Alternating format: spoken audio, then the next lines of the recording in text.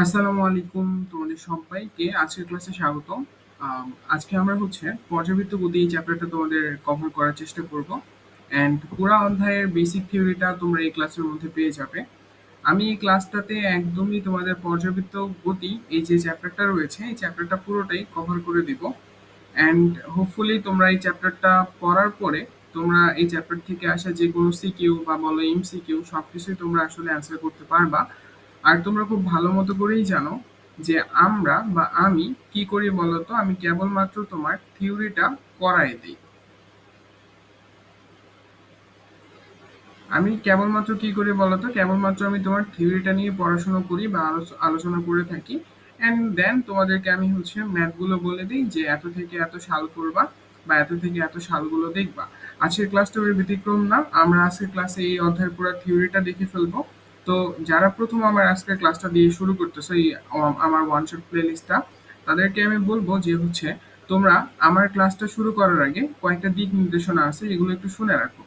তোমরা আমার ক্লাসটা যখন করবা তখন পুরো থিওরিটা তোমাদের রিভাইজ হয়ে যাবে। যারা একবার করে চ্যাপ্টারটা করছো বা যারা চ্যাপ্টারটাকে খুব শর্ট টাইমে রিভাইজ করতে চাও কেবলমাত্র থিওরি অংশটুকু, বা তোমরা মনে করো আগে এই চ্যাপ্টারটা করছো অ্যান্ড তোমরা আগে সিকিউ এমসিকিউ সলভ করা হয়ে গেছে তোমাদের, অ্যান্ড তোমরা বোর্ড প্রশ্ন দেওয়ার মতো তোমাদের ক্যাপাবিলিটি আছে, তাদের জন্য চ্যাপ্টারটা খুব সুন্দর মতো করে রিভাইজ হয়ে যাবে। তাদের সবচেয়ে বেশি উপকার হবে যে তোমাদেরকে আলাদা করে আর চ্যাপ্টারটা থিওরিটা রিভাইজ করতে হবে না। তোমরা আমার ক্লাসটা দেখার পরেই ডিরেক্টলি তোমরা কোশ্চেন ব্যাংকটা খুলে অথবা তোমাদের টেস্ট পেপারটা খুলে তোমরা ম্যাথ করতে পারো, কোনো অসুবিধা হবে না।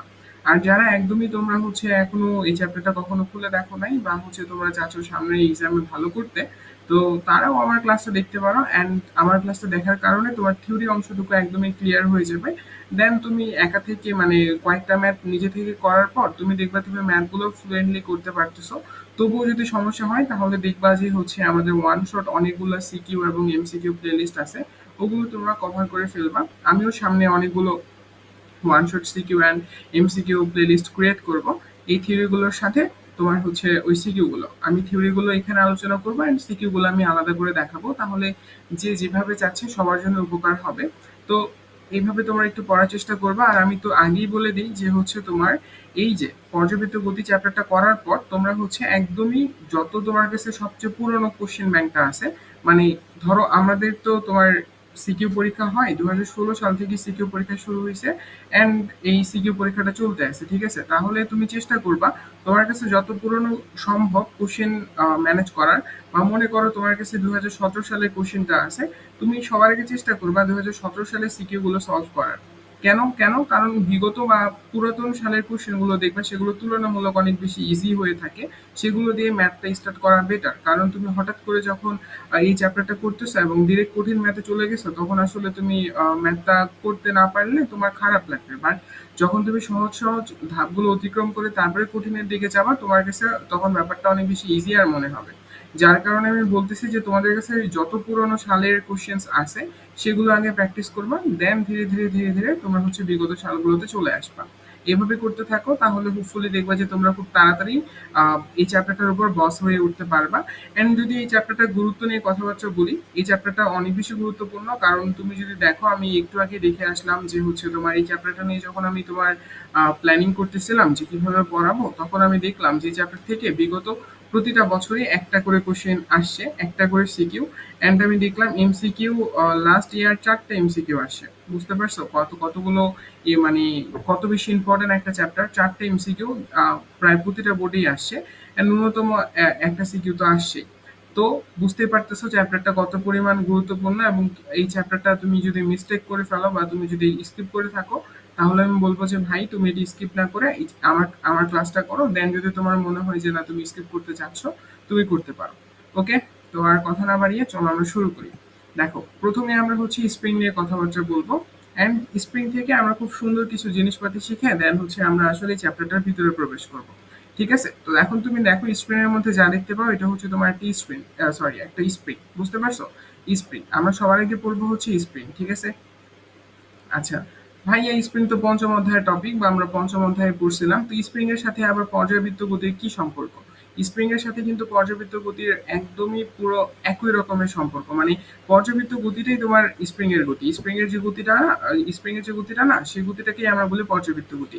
এন্ড আমরা এটা প্রুফ করব, অসুবিধা নাই। দেখো এখানে মনে করো তোমার এটা হচ্ছে একটা স্প্রিং, এই যে তুমি স্প্রিংটা দেখতে পারতেছো, এটা মনে করো তোমার একটা পুরো স্প্রিং, যে স্প্রিংটা তোমার একটা বস্তুর সাথে অ্যাটাচ করা আছে। কি করা আছে বলতো? একটা অ্যাটাচ করা আছে। এন্ড দেখো এই স্প্রিংটাকে কি করা হচ্ছে বলতো? সংকুচিত করা হচ্ছে। দেখো কি করা হয়েছে বলতো? দাঁড়াও, দেখো কি করা হয়েছে, সংকুচিত করা হয়েছে। দেখছো এই যে এই পর্যন্ত সংকুচিত করা হয়েছে। সংকুচিত করার পর যখন তুমি স্প্রিংটাকে ছেড়ে দিলা তখন দেখতেছো যে স্প্রিংটা কি হয়ে গেল বলতো? প্রসারিত হয়ে গেল। তাহলে কি ব্যাপারটা ঘটলো, চলো একটু এক্সপ্লোর করার চেষ্টা করি। দাঁড়াও, এই জিনিসগুলো থাকুক এরকম, অসুবিধা নাই। দেখো মনে করো একটা অবলম্বনের সাথে তোমার একটা স্প্রিং, সরি, একটা অবলম্বনের সাথে তোমার মনে করো একটা স্প্রিং আটকানো আছে, ঠিক আছে? একটা অবলম্বনের সাথে একটা স্প্রিং আটকানো আছে। এই যে পজিশনটা আমি দিলাম, এই পজিশনটা হচ্ছে আমার ইকুইভ্যালেন্ট পজিশন বা ইকুইলিব্রিয়াম বলতে পারি, দাঁড়াও, বা সাম্যাবস্থাও বলতে পারি, কোনো অসুবিধা হবে না।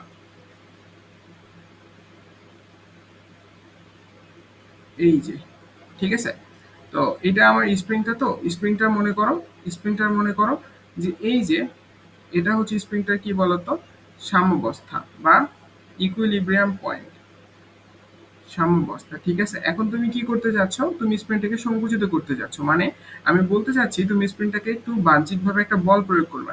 কি প্রয়োগ করবা বলতো? বল প্রয়োগ করবা। এবং তুমি দেখো স্প্রিংটাকে মনে করো তুমি সংকুচিত করে ফেলছো, ঠিক আছে? স্প্রিংটাকে তুমি মনে করো সংকুচিত করে ফেলছো। কি করে ফেলছো বলতো? সংকুচিত করে ফেলছো।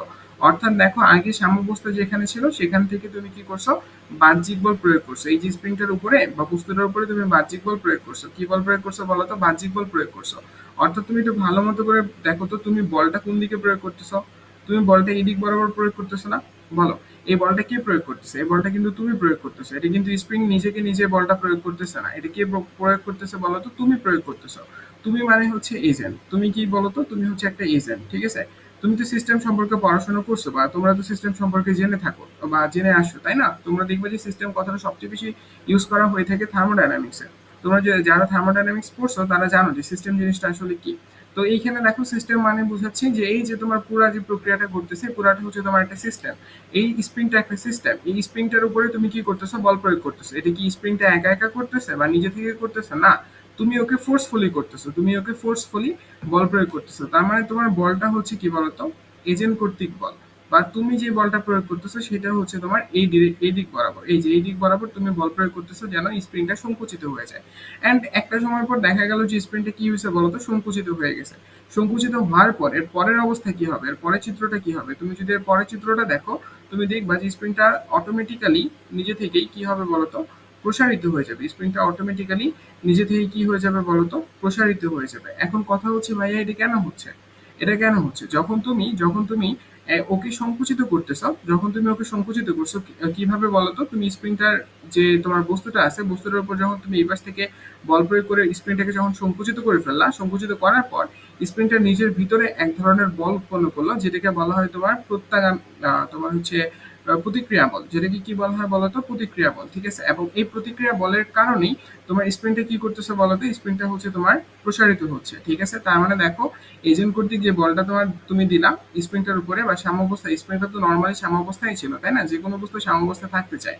এরপরে তুমি কি করলা? তুমি বাহ্যিকভাবে এই বস্তুটার উপর জোর করে বল প্রয়োগ করলা এবং বল প্রয়োগ করার কারণে কি হলো বলতো?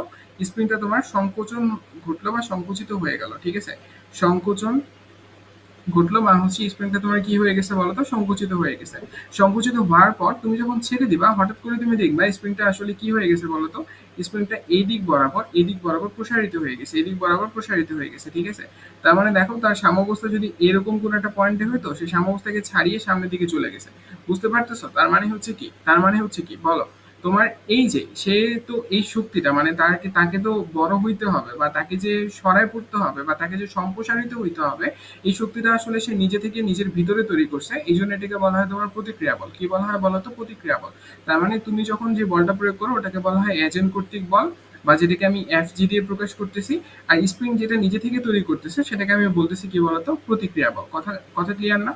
ওকে, খুব ভালো কথা। এবং দেখো এই প্রতিরোধকারী বলটা কেন তৈরি হচ্ছে জানো? তোমার এই যে এজেন্ট ফোর্সের বিরুদ্ধে রুখে দাঁড়ানোর জন্য তোমার এই প্রতিক্রিয়া বলটা তৈরি হচ্ছে, ঠিক আছে? প্রতিক্রিয়া বলটাকে আমি এফএস দিলাম, এস ফর স্প্রিং। স্প্রিং এ লিখে দিই, অসুবিধা হবে না তাহলে।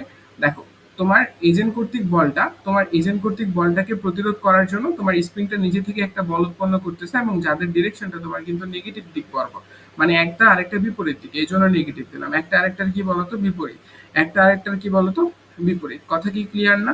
ওকে, কথা কিন্তু এখান থেকে ক্লিয়ার হয়ে যাওয়ার কথা। আচ্ছা, এখানে কি ঘটছে বলতো, এখানে সম্প্রসারণ ঘটছে, সম্প্রসারণ। ওকে, খুব ভালো কথা। এখন এখানে একটা জিনিস খেয়াল করছো কি, তুমি বল প্রয়োগ করছো কোন দিক বরাবর? তুমি বল প্রয়োগ করছো এই দিক বরাবর না? দেখো তো, তুমি বল প্রয়োগ করছো এই দিক বরাবর, এবং বল প্রয়োগ করলে এই দিক বরাবর তোমার কি হবে, ত্বরণ হবে। কিন্তু দেখো তো, তোমার স্প্রিংটা প্রসারিত হয়েছে কোন দিক বরাবর? স্প্রিংটা প্রসারিত হয়েছে তুমি যেদিকে বল প্রয়োগ করছো তার বিপরীত দিক বরাবর। অর্থাৎ দেখো, তার সরণটা করছে কোন দিক বরাবর বলতো?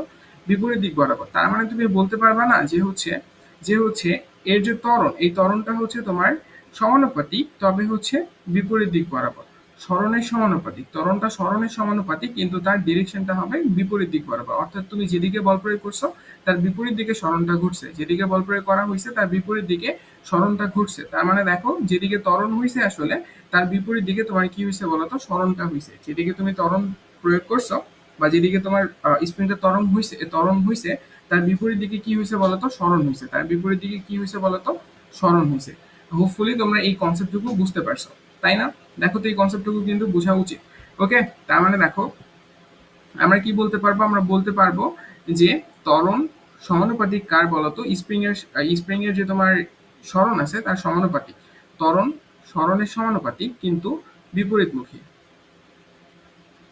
ত্বরণ, আর এটা হচ্ছে আমার সরণ।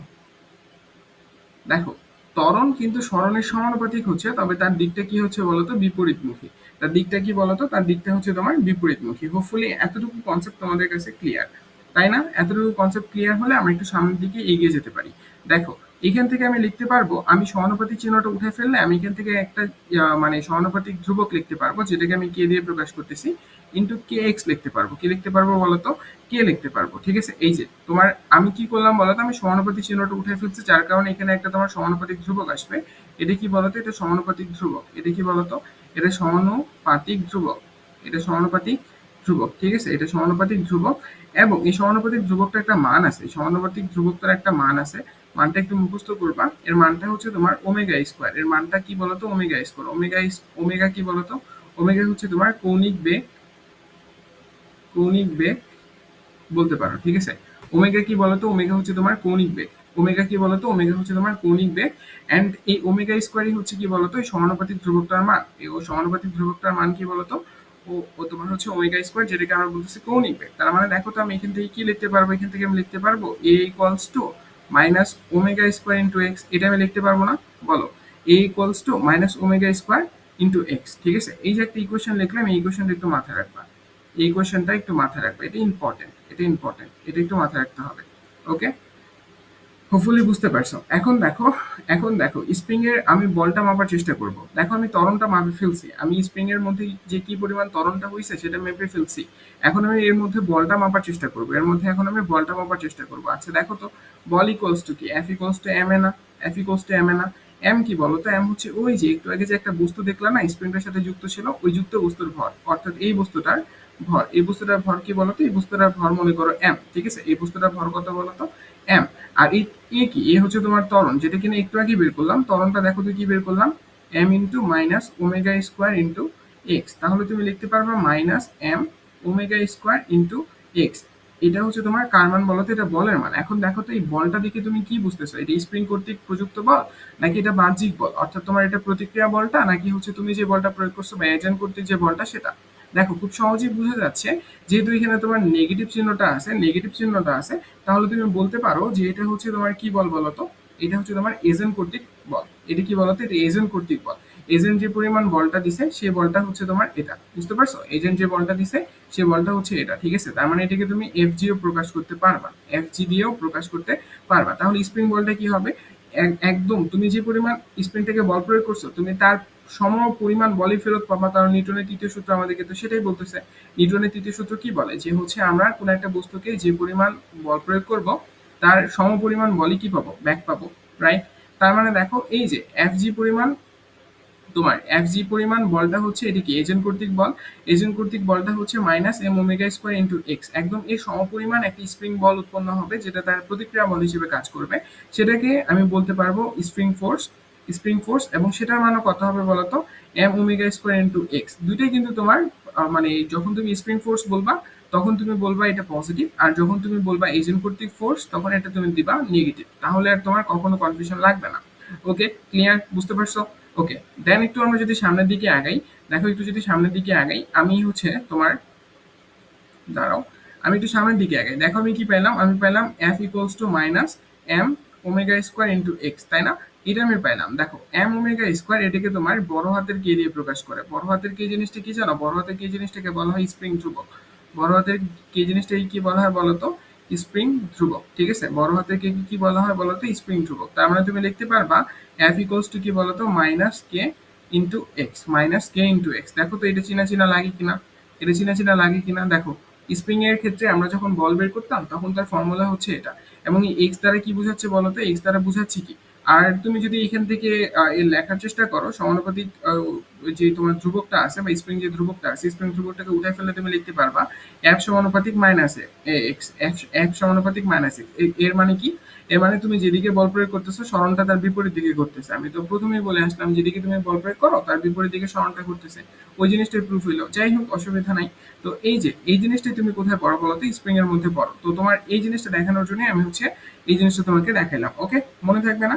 এন্ড এখানে মাথায় রাখবে স্প্রিং ধ্রুবক সমান সমান কি এম ওমেগা স্কোয়ার। এই জিনিসটা কখনোই ভুলবা না, এই জিনিসটা কখনোই ভুলবা না, এটা সামনে তোমাকে অনেক জায়গায় হেল্প করবে। কে ইকুয়ালস টু কি বলতো এম ওমেগা স্কোয়ার, মনে রেখো কে ইকুয়ালস টু কি বলতো এম ওমেগা স্কোয়ার। হোপফুলি তুমি এতটুকু কনসেপ্ট বুঝতে পারছো, ঠিক আছে? এবার চলো আমরা কয়েকটা গ্রাফ নিয়ে কথাবার্তা বলবো। দেখো সবার আগে আমরা পড়বো আমরা হচ্ছে সাইনের গ্রাফ করবো, ঠিক আছে? সাইনের গ্রাফটা দেখো, যদি ফাংশনটা হয় y equals to sine theta, যদি y equals to sine theta এরকম একটা ফাংশন হয় এবং এর গ্রাফটা ড্র করতে বলে, তাহলে এর গ্রাফটা দেখতে কিরকম হবে? তাহলে এর গ্রাফটা দেখতে কিরকম হবে? এটা একটা সাইন থিটার গ্রাফ না বলতো? অবশ্যই কিন্তু একটা সাইন থিটার গ্রাফ। সাইন থিটার গ্রাফগুলো কি দিয়ে শুরু হয়, কোথা থেকে শুরু হয়? তোমার এটা জিরো বা মূল বিন্দু, ঠিক আছে? মূল বিন্দু থেকে তোমার গ্রাফটা শুরু হবে এবং 90 ডিগ্রি গিয়ে 180 ডিগ্রি হয়ে এভাবে আসলে গ্রাফটা কমপ্লিট করবে, তাই না? এই যে এই মানটা হচ্ছে তোমার কি বলতো, এই যে এইটা হচ্ছে তোমার +1, এটা হবে তোমার -1, কারণ আমরা জানি সাইনের সর্বোচ্চ মান হচ্ছে +1 এবং সর্বনিম্ন মান কত বলতো? -1, তাই না? তার মানে দেখো আমি কেন গ্রাফটা আর্ট করলাম জানো, বা কেন আমি এই তোমার তরঙ্গটা আর্ট করলাম জানো? এটা আর্ট করার পিছনে কারণ আছে। দেখো এটা আর্ট করার পিছনে কারণটা কি, এটা একটু ব্যাখ্যা করার চেষ্টা করি। দেখো এই যে এটা কি, এটা হচ্ছে তোমার সর্বোচ্চ চূড়া। এটা কি বলতো? এটাকে বলা হয় তোমার সর্বোচ্চ চূড়া। এটাই কি বলা হয় বলতো? সর্বোচ্চ চূড়া, ঠিক আছে? প্রতিটাকে তোমার চূড়া বলা হয়। দেখো পাহাড়ের মতো যে দেখা যাচ্ছে গ্রাফটা, এটাকে বলা হয় তোমার চূড়া। এবং যেহেতু এই এই অংশটা হচ্ছে তোমার সর্বোচ্চ মান 1, এই জন্য এই অংশটাকে বলা হয় তোমার সর্বোচ্চ চূড়া। আর দেখো এই যে এই অংশটাকে বলা হয় কি বলতো? সর্বনিম্ন চূড়া, সর্বনিম্ন নিম্ন চূড়া, ঠিক আছে? মনে রাখো আমি যে কথাগুলো বলতেছি এগুলো একটু মনে রাখো, ঠিক আছে? আচ্ছা, খুব ভালো কথা। এখন এখানে আরো কয়েকটা দেখো যে এই যে সর্বোচ্চ চূড়ার যে মানটা এটাকে বলা হয় তোমার সর্বোচ্চ বিস্তার, আর সর্বনিম্ন চূড়ার যে মানটা এটাকে বলা হয় তোমার সর্বনিম্ন বিস্তার। কথা বুঝে গেছে? মনে থাকবে না? ওকে।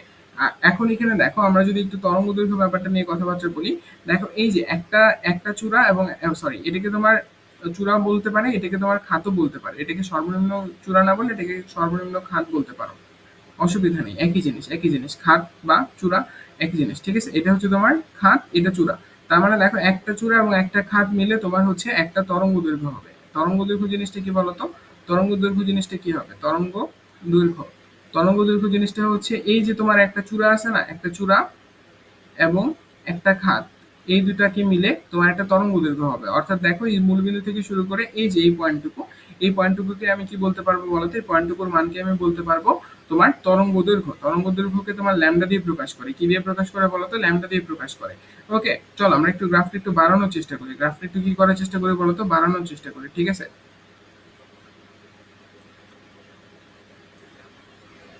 ওকে, দেখো আমি গ্রাফটাকে কি করলাম বলতো? বাড়াইছি। গ্রাফটাকে আমি কি করছি বলতো? বাড়াইছি। এখন দেখো এখানে আরো কয়েকটা জিনিস একটু ভালো মতো করে নোটিস করবা। এই যে এটা হচ্ছে তোমার কি একটা সর্বোচ্চ চূড়া বিন্দু এবং এটা একটা তোমার সর্বোচ্চ বিস্তার বিন্দু, ঠিক আছে? এই যে দুইটা চূড়ার যে সর্বোচ্চ বিস্তার, এদের যে মধ্যবর্তী দূরত্ব, এটাকে তোমার কিন্তু ল্যামডা বলা হয় বা তরঙ্গ দৈর্ঘ্য বলা হয়। অথবা এই যে তোমার খাতের যে তোমার সর্বনিম্ন বিন্দুটা এবং এই যে অপর আরেকটা খাতের যে তোমার সর্বনিম্ন বিন্দুটা, এদের মধ্যবর্তী যে দূরত্বটা, এটাও কিন্তু তোমার একটা ল্যামডা বলা হয়, বা এটাকেও কিন্তু তোমার একটা কি বলা হয় বলতো, তরঙ্গ দৈর্ঘ্য বলা হয়। ঠিক আছে, তার মানে দেখো সর্বোচ্চ বিস্তার, একটা একটা চূড়ার সর্বোচ্চ বিস্তার এবং অপর চূড়া বা তার পরবর্তী চূড়ার যে সর্বোচ্চ বিস্তার, তাদের মধ্যবর্তী দূরত্বটাও কিন্তু তোমার ল্যামডার সমান। আবার দেখো তোমার হচ্ছে একটা খাতের সর্বনিম্ন বিস্তার এবং অপর আরেকটা খাতে বা তার পরবর্তী খাতের সর্বনিম্ন বিস্তারের মধ্যবর্তী দূরত্বটাই কি বলতো, তরঙ্গ দৈর্ঘ্য। কথা বুঝে গেছে? অথবা একটা চূড়া এবং একটা খাতকে তরঙ্গ দৈর্ঘ্য বলা হয়। ওকে, কথা বুঝে গেছে না? কথা বুঝে গেছে না? আর হচ্ছে সর্বোচ্চ চূড়ার যে মানটা, সেটাকে বলা হয় কি বলতো, চূড়ার যে সর্বোচ্চ মানটা, সেটাকে বলা হয় তোমার হচ্ছে সর্বোচ্চ বিস্তার। ঠিক আছে, সেটাকে কি বলা হয় বলতো, সর্বোচ্চ বিস্তার বলা হয়। ওকে, মনে থাকবে এই কথাগুলো। বিস্তারকে তোমার এ দিয়ে প্রকাশ করে। বিস্তারকে কি দিয়ে প্রকাশ করে বলতো? বিস্তারকে এ দিয়ে প্রকাশ করে, কারণ বিস্তারের ইংরেজি শব্দ হচ্ছে অ্যামপ্লিটিউড, আর অ্যামপ্লিটিউড থেকে তোমার কি আসে বলতো, এ আসে। এই জন্য বিস্তারকে তোমার ক্যাপিটাল এ দিয়ে প্রকাশ করে। কথা কি বুঝে গেছে? ওকে, হোপফুলি তুমি এই কয়েকটা কনসেপ্ট আশা করতেছি তুমি বুঝতে পারছো। ঠিক আছে, ওকে। এখানে আরো কয়েকটা জিনিস একটু মাথায় রাখতে হবে, এখানে আরো কয়েকটা জিনিস একটু মাথায় রাখতে হবে। গ্রাফটার দিকে একটু আর একটু ভালো মতো করে তাকাও। দেখো আমি গ্রাফটাতে তোমার এখানে তিনটা পয়েন্ট ইন্ডিকেট করছিলাম, এখানে আমি তিনটা পয়েন্ট ইন্ডিকেট করছিলাম। দেখো একটা পয়েন্ট ছিল আমার, একটা পয়েন্টের মান ছিল আমার 1, একটা ছিল মূল বিন্দু, এবং আরেকটা পয়েন্ট ছিল আমার -1, তাই না? এই +1 এর যে বিন্দুটা আছে, এটাকে তুমি এ নাম দাও। এই ও মানে তোমার মূল বিন্দুকে তো তুমি ও নাম দিতে পারবা, এবং হচ্ছে তোমার যে সর্বনিম্ন বিন্দুটা আছে, সেটাকে তুমি মাইনাস ওয়ান যে বিন্দুটা আছে, সেটাকে তুমি বি নাম দিতে পারো। এখন দেখো মনে করো তুমি ও থেকে শুরু করতেছো। ও থেকে প্রথমে তুমি কোথায় গেলা? এতে গেলা। ও থেকে কোথায় গেলা বলো তো? ও থেকে প্রথমে তুমি এতে গেলা। ঠিক আছে, ও থেকে প্রথমে তুমি এতে গেলা। এরপরে দেখো এ থেকে তুমি আবারও ওতে ব্যাক আসলা। এ থেকে আবার কি করলা বলো তো? ওতে ব্যাক আসলা। এই যে এটাকে বলা হবে তোমার একটা সাইকেল। এটাকে কি বলা হবে বলো তো? একটা সাইকেল, বা এটাকে তুমি বলতে পারবে ফার্স্ট সাইকেল বা একটা সাইকেল। ঠিক আছে, আচ্ছা। এরপরে দেখো এবার দেখো ও থেকে তুমি বিতে আসলা। এবার কিসে আসলা বলো তো? ও থেকে তুমি বিতে আসলা। ও থেকে কোথায় আসলা? বিতে আসলা। এবার বি থেকে আবার কি করতেছো? ওতে ব্যাক করতেছো। বি থেকে আবার কি করতেছো? ওতে ব্যাক করতেছো। এটাকে বলা হয় তোমার আরেকটা সাইকেল। এটাকে বলা হবে তোমার আরেকটা সাইকেল। এই যে তোমার দুইটা সাইকেল আছে না, এই দুইটা সাইকেলকে একত্রে বলা হবে তোমার কি বলতো? একটা পূর্ণ স্পন্দন। একটা কি বলা হবে বলতো? একটা পূর্ণ স্পন্দন। অর্থাৎ ও থেকে প্রথমে তুমি এতে যাবা, এ থেকে তুমি আবার ওতে ফেরত আসবা, ও থেকে এবার বিতে যাবা, বি থেকে আবার কোথায় আসবে বলতো? ওতে ফেরত আসবে। দেখো যেখান থেকে শুরু করছো আবার ওই বিন্দুতে ফেরত আসছো। তো এটাকে কি বলা হবে বলতো? এটাকে বলা হবে তোমার একটা পূর্ণ স্পন্দন। কি বলা হবে বলতো? একটা পূর্ণ স্পন্দন।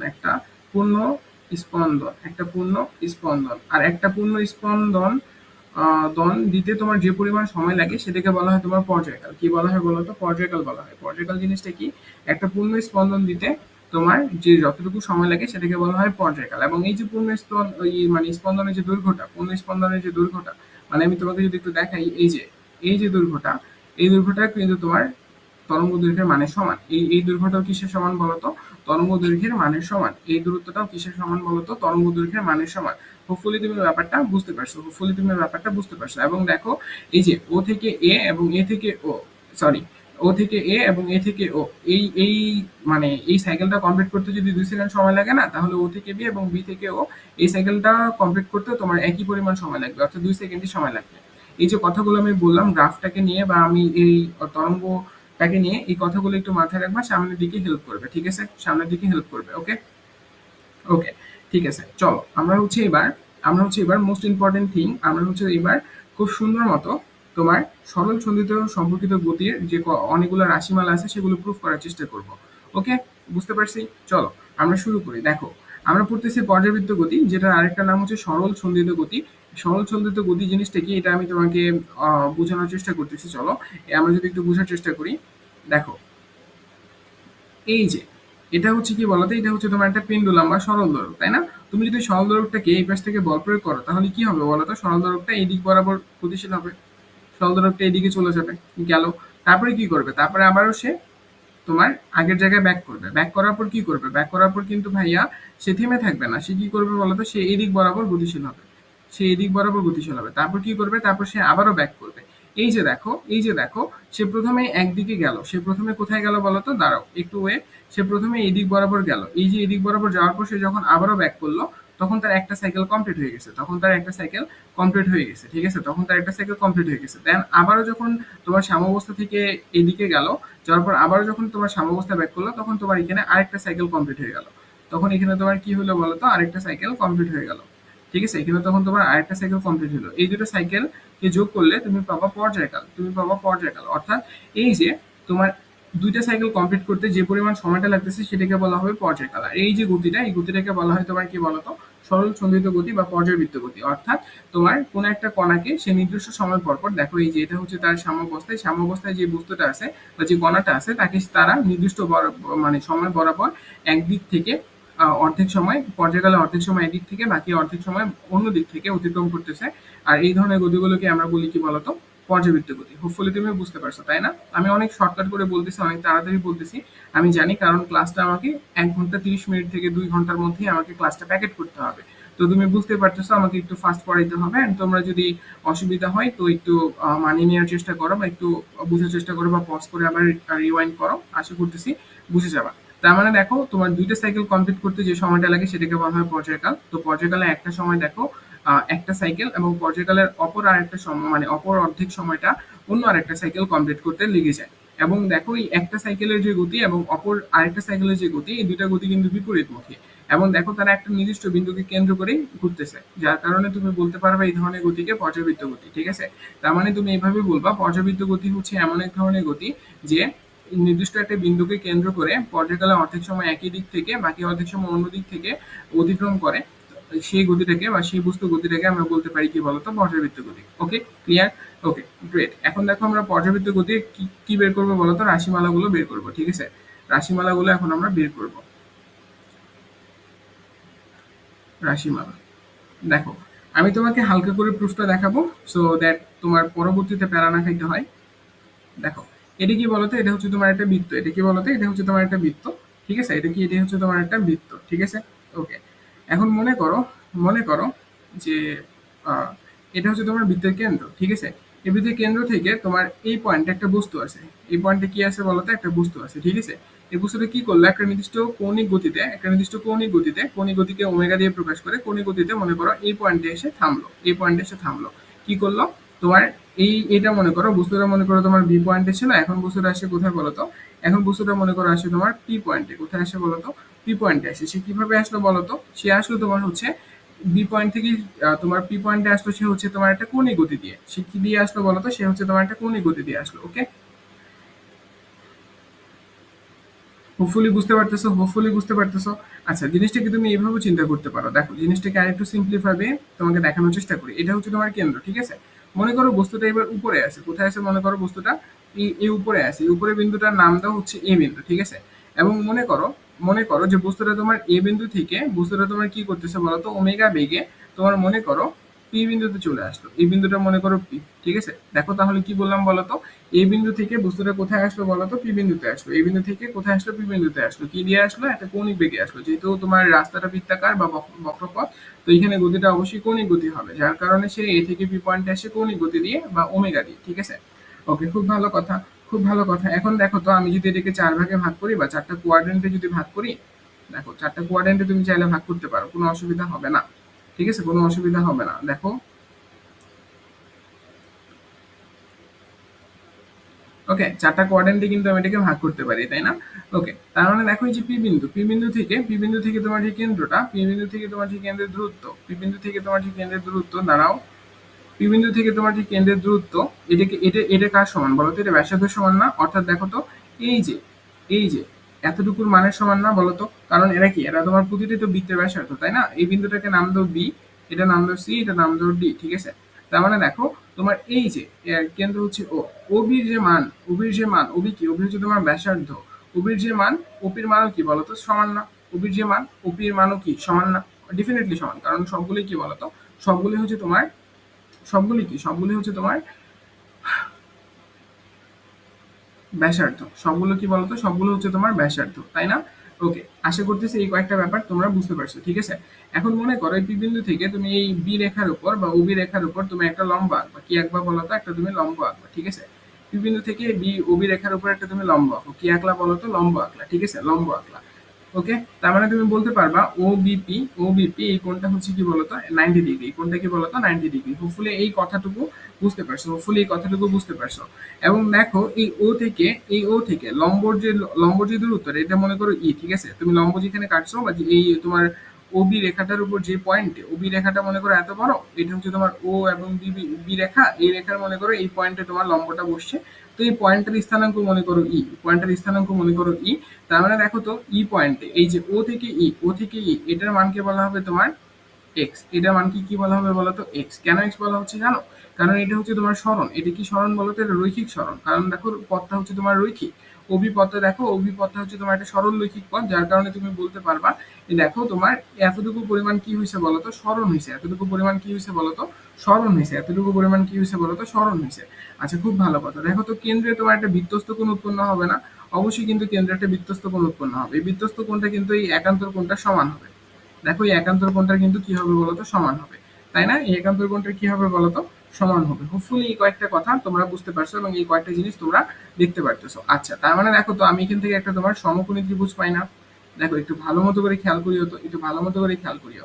দেখো এটা হচ্ছে আমার পি বিন্দু, এটা হচ্ছে আমার ও বিন্দু, এটা হচ্ছে আমার বি বিন্দু, এটা হচ্ছে আমার থিটা, এটা হচ্ছে আমার 90 ডিগ্রি কোণ। আর এই যে ওবি, ওবি যে মানটা আছে এই মানটুকু কি তুমি বলতে পারবা কি বলো তো? এই মানটুকু কি তুমি বলতে পারবা কি বলো? দেখো ওবি কেন ও এন হবে, সরি ও এন কেন ও ই হবে। ওই কে তুমি বলতে পারবা এক্স, ওই কে তুমি কি বলতে পারবা বলো তো এক্স। এবং দেখো তো ওপি, ওপি কি? ওপি হচ্ছে তোমার আর, ওপি কি বলো তো? ওপি হচ্ছে তোমার আর বা ব্যাসার্ধ, তাই না? এই তো ক্লিয়ার, বুঝতে পারতেছো না? দেখো তার মানে তুমি যদি এখানে সাইন থিটার সূত্র অ্যাপ্লাই করো, সাইন থিটা যদি তুমি ফর্মুলা অ্যাপ্লাই করো বা সাইন থিটার অনুপাতটা নাও, তাহলে কি হবে? দেখো আমরা জানি থিটা কোণের বিপরীত বাহুকে লম্ব বলে, তাহলে এখানে লম্ব হচ্ছে ওই, আর অতিভুজ কি? অতিভুজ হচ্ছে ওপি। তাহলে তুমি লিখতে পারবা x divided by r, x divided by কি লিখতে পারবা বলো তো? আর লিখতে পারবা, ঠিক আছে? তার মানে দেখো তুমি যদি এক্স কে একপাশে রাখো, তুমি যদি এক্স কে একপাশে রাখো তাহলে তুমি লিখতে পারবা এক্স ইকুয়ালস টু কি বলতো r sine theta, x equals to কি বলতো আর সাইন থিটা। আচ্ছা দেখো, আচ্ছা আরেকটা জিনিস মাথায় রাখবা, তোমার হচ্ছে সর্বোচ্চ সরণটা কি বিস্তার বলা হয়, কি বলা হয় বলতো? সর্বোচ্চ সরণকে কি বলা হয় বলো? সর্বোচ্চ সর্বোচ্চ সরণ কে বিস্তার বলে। কি বলে বলো তো? সর্বোচ্চ সরণকে তোমার কি বলে? বিস্তার বলে, ঠিক আছে? সর্বোচ্চ সরণকে তোমার বিস্তার বলে। আচ্ছা বলো তো একটা বৃত্তের সর্বোচ্চ সরণ কি হইতে পারে? একটা বৃত্তের সর্বোচ্চ সরণ কিন্তু তার ব্যাসার্ধই হইতে পারে। একটা বৃত্তের সর্বোচ্চ সরণ কি হইতে পারে বলো তো? ব্যাসার্ধ হইতে পারে। তার মানে দেখো আর কে তুমি কি দ্বারা রিপ্লেস করতে পারবা? বিস্তার দ্বারা রিপ্লেস করতে পারবা। অর্থাৎ তুমি লিখতে পারবা x equals to a sign theta. X equals to কি লিখতে পারবা বলো তো? X equals to a sine theta. এটা একটু মনে রাখিও। এটাই দেখো আমার ফর্মুলাটা অলরেডি বানানো ডান। এটা আমাদেরকে মনে রাখতে হবে, ঠিক আছে? এটা আমাদের কি করতে হবে বলতো? মনে রাখতে হবে। তার মানে দেখো x equals to a sine theta, এটা হচ্ছে আমার ফর্মুলাটা। X equals to a sine theta, এটা হচ্ছে আমার ফর্মুলাটা। এখানে এক্স কি ভাইয়া? এক্স হচ্ছে আমার রৈখিক সরণ। এক্স কি বলতো? এক্স হচ্ছে আমার রৈখিক সরণ। আর থিটাটা কি বলতো? থিটাটা দেখো তোমার কৌণিক সরণ। আমি তোমাকে বললাম না যেখানে তোমার একটা বৃত্তস্থ কোণ উৎপন্ন হয়েছে, এটা আসলে মূলত কি বলতো? কৌণিক সরণ। থিটাটা কি হয়েছে বলতো? কৌণিক ভাবে সরণ হয়েছে। কৌণিক ভাবে কি হয়েছে বলতো? সরণ হয়েছে। এ পয়েন্ট থেকে যখন তোমার পি পয়েন্টে বস্তুটা চলে আসে একটা নির্দিষ্ট কৌণিক বেগ নিয়ে, তখন আসলে সেখানে একটা তোমার কোণ উৎপন্ন হয়েছে, যে কোণটা নির্দেশ করতেছে তার কৌণিক সরণটা। তার কি নির্দেশ করতেছে বলতো? কৌণিক সরণটা নির্দেশ করতেছে, ঠিক আছে? তার মানে দেখো আমরা ইকুয়েশন কি পেলাম? X equals to a sign theta. X equals to কি বলতো? এ সাইন থিটা। থিটাটা কি? থিটাটা হচ্ছে আমার কৌণিক সরণ। থিটাটা কি বলতো? থিটাটা হচ্ছে আমার কৌণিক সরণ, ঠিক আছে? থিটাটা কি বলতো? থিটাটা হচ্ছে আমার কৌণিক সরণ। এ কি ভাইয়া? এ হচ্ছে আমার বিস্তার। এ কি বলতো? এ হচ্ছে আমার বিস্তার, তাই না? এ হচ্ছে আমার বিস্তার। এবং এক্স কি ভাইয়া? এক্স হচ্ছে আমার সরণ। এক্স কি বলতো? এক্স হচ্ছে ভাইয়া আমার সরণ। এক্স কি? এক্স হচ্ছে আমার সরণ, রৈখিক পথ বরাবর সরণ, রৈখিক পথ বরাবর সরণ। হোপফুলি এই কয়েকটা কনসেপ্ট তোমাদের মাথার মধ্যে ঢুকে গেছে, এন্ড আশা করতেছি তোমরা আর প্যারা খাবা না। তবে এখানে আরো কয়েকটা জিনিস আমাদের একটু মাথায় রাখতে হবে। তার মধ্যে দেখো তো কৌণিক বেগের আমরা একটা ফর্মুলা শিখছিলাম। কৌণিক বেগ সমান সমান কি? কৌণিক বেগ সমান সমান হচ্ছে কৌণিক সরণ ডিভাইডেড বাই সময়। কৌণিক সরণ, দাঁড়াও, কৌণিক সরণ ডিভাইডেড বাই কি বলতো? ডিভাইডেড বাই হচ্ছে তোমার সময়, তাই না? আমরা এই ফর্মুলাগুলো শিখছিলাম, এগুলো একটু কাজে লাগবে। কৌণিক সরণকে আমরা থিটা দিয়ে প্রকাশ করি আর সময়কে তো টি দিয়ে প্রকাশ করি। তাহলে দেখো তো তুমি এখান থেকে কি লিখতে পারবা? থিটা ইকুয়ালস টু তুমি লিখতে পারবা ওমেগা টি। এখানে ওমেগা কি ভাইয়া? ওমেগা হচ্ছে তোমার কৌণিক বেগ। ওমেগা কি বলতো? ওমেগা হচ্ছে তোমার কৌণিক কি বলতো? কৌণিক বেগ, ঠিক আছে? দেখো তো এটা দ্বারা তুমি এই ইকুয়েশনটাকে রিপ্লেস করতে পারো কিনা? অবশ্যই ভাইয়া পারো। অবশ্যই কি করতে পারো বলতো? রিপ্লেস করতে পারো। তার মানে তুমি লিখতে পারবা এক্স ইকুয়ালস টু কি বলতো? এ সাইন, এখানে দেখো থিটার জায়গায় ওমেগা টি তুমি বসিয়ে দিতে পারো। তার মানে এই যে দেখো তোমার বইয়ের মধ্যে এই ইকুয়েশনটাই দেওয়া আছে, তোমার বইয়ের মধ্যে এই ইকুয়েশনটাই দেওয়া আছে। এটা কিসের ইকুয়েশন বলতো? এটা হচ্ছে আমার পর্যাবৃত্ত গতির ইকুয়েশন। কার ইকুয়েশন বলতো? পর্যাবৃত্ত গতির ইকুয়েশন। কার ইকুয়েশন? পর্যাবৃত্ত গতির ইকুয়েশন। হোপফুলি তুমি এতটুকু বুঝতে পারছো, হোপফুলি তুমি এতটুকু বুঝতে পারছো। এখানে ওমেগা হচ্ছে কৌণিক বেগ, টি হচ্ছে সময়, এ হচ্ছে বিস্তার এবং এক্স হচ্ছে কি বলতো? সরণ। ঠিক আছে, তোমাকে যদি কৌণিক সরণ দেওয়া থাকে তাহলে উপরে ফর্মুলা ইউজ করবা, যদি তোমার কাছে কৌণিক বেগ দেওয়া থাকে এবং সময় দেওয়া থাকে তাহলে নিচের ফর্মুলাটা ইউজ করতে হবে। ওকে, ফর্মুলাগুলো কিন্তু একই জিনিস। ফর্মুলাগুলো কি বলতো? ফর্মুলাগুলো কিন্তু সবগুলোই কিন্তু একই জিনিস, অতএব ভুলে যাবা না, অতএব ভুলে যাবা না। এখন কথা হচ্ছে ভাইয়া এটা কেন সাইন থিটা নিলাম? কারণ ভাইয়া আমরা যদি এই এক্স ইকুয়ালস টু, দাঁড়াও, আমরা যদি x equals to a sine omega t এই গ্রাফটা লক্ষ্য করি, এই গ্রাফটা তোমার হবে একটা সাইন থিটার গ্রাফ। এই গ্রাফটা কিসের হবে বলতো? সাইন থিটার গ্রাফ হবে। এই গ্রাফটা কিসের হবে বলতো? সাইন থিটার গ্রাফ হবে। ঠিক আছে, অর্থাৎ তোমার এখানে যে ওয়েভটা পাবা, এখানে যে তোমার তরঙ্গটা পাবা, এই তরঙ্গটা কিন্তু তোমার সাইনের গ্রাফ অনুসারে চলতে থাকবে। ঠিক আছে, সাইনের গ্রাফ অনুসারে চলতে থাকবে। ঠিক আছে, গ্রাফটা দেখতে হবে এরকম, অর্থাৎ এর শুরুটা হবে 0 পয়েন্ট থেকে। ঠিক আছে, এখন তুমি প্রশ্ন করতেই পারো যে ভাইয়া তাহলে কি কসের গ্রাফ আছে? হ্যাঁ, ডেফিনেটলি কসের গ্রাফও আছে এবং কসেরও ফর্মুলা আছে। কসেরও কি আছে বলতো? কসেরও কিন্তু তোমার ফর্মুলা আছে। ঠিক আছে, ওকে, চলো আমরা এখন এটা একটু ওটি একটু দেখার চেষ্টা করবো। ঠিক আছে, দেখো যখন তোমার গ্রাফটা সাইনের, তখন দেখো তো এই যে সরণটা হচ্ছে না, এই যে সরণটা হচ্ছে না, এই সরণের ফর্মুলা কি? এই সরণের ফর্মুলাটা তখন হচ্ছে তোমার x equals to a sine omega t, x equals to a sine omega t. কিন্তু যখন তোমার গ্রাফটা যখন তোমার আর সাইনের না থেকে যখন কোসের হয়ে যাবে, তখন আসলে ফর্মুলাটা কি দাঁড়াবে? y equals to cos theta. তার মানে দেখো কস থিটার গ্রাফটা আগে একটু বোঝার চেষ্টা করি, কস থিটার গ্রাফটা আগে একটু বোঝার চেষ্টা করি। দেখো কস থিটার গ্রাফ কিন্তু তোমার 0 থেকে শুরু হয় না। তোমরা হয়তো বা অনেকেই জানো যে কস থিটার গ্রাফটা আসলে ভাইয়া 0 থেকে শুরু হয় না, বরং এটা শুরু হয় 1 থেকে। কোথা থেকে শুরু হয় বলতো? 1 থেকে শুরু হয়, তাই না? দেখো তোমাদের কিন্তু এই বেসিক জিনিসগুলো জানা উচিত। ঠিক আছে, এই গ্রাফটা তোমার শুরু হয় 1 থেকে। এই গ্রাফটা তোমার শুরু হয় কোথা থেকে বলতো?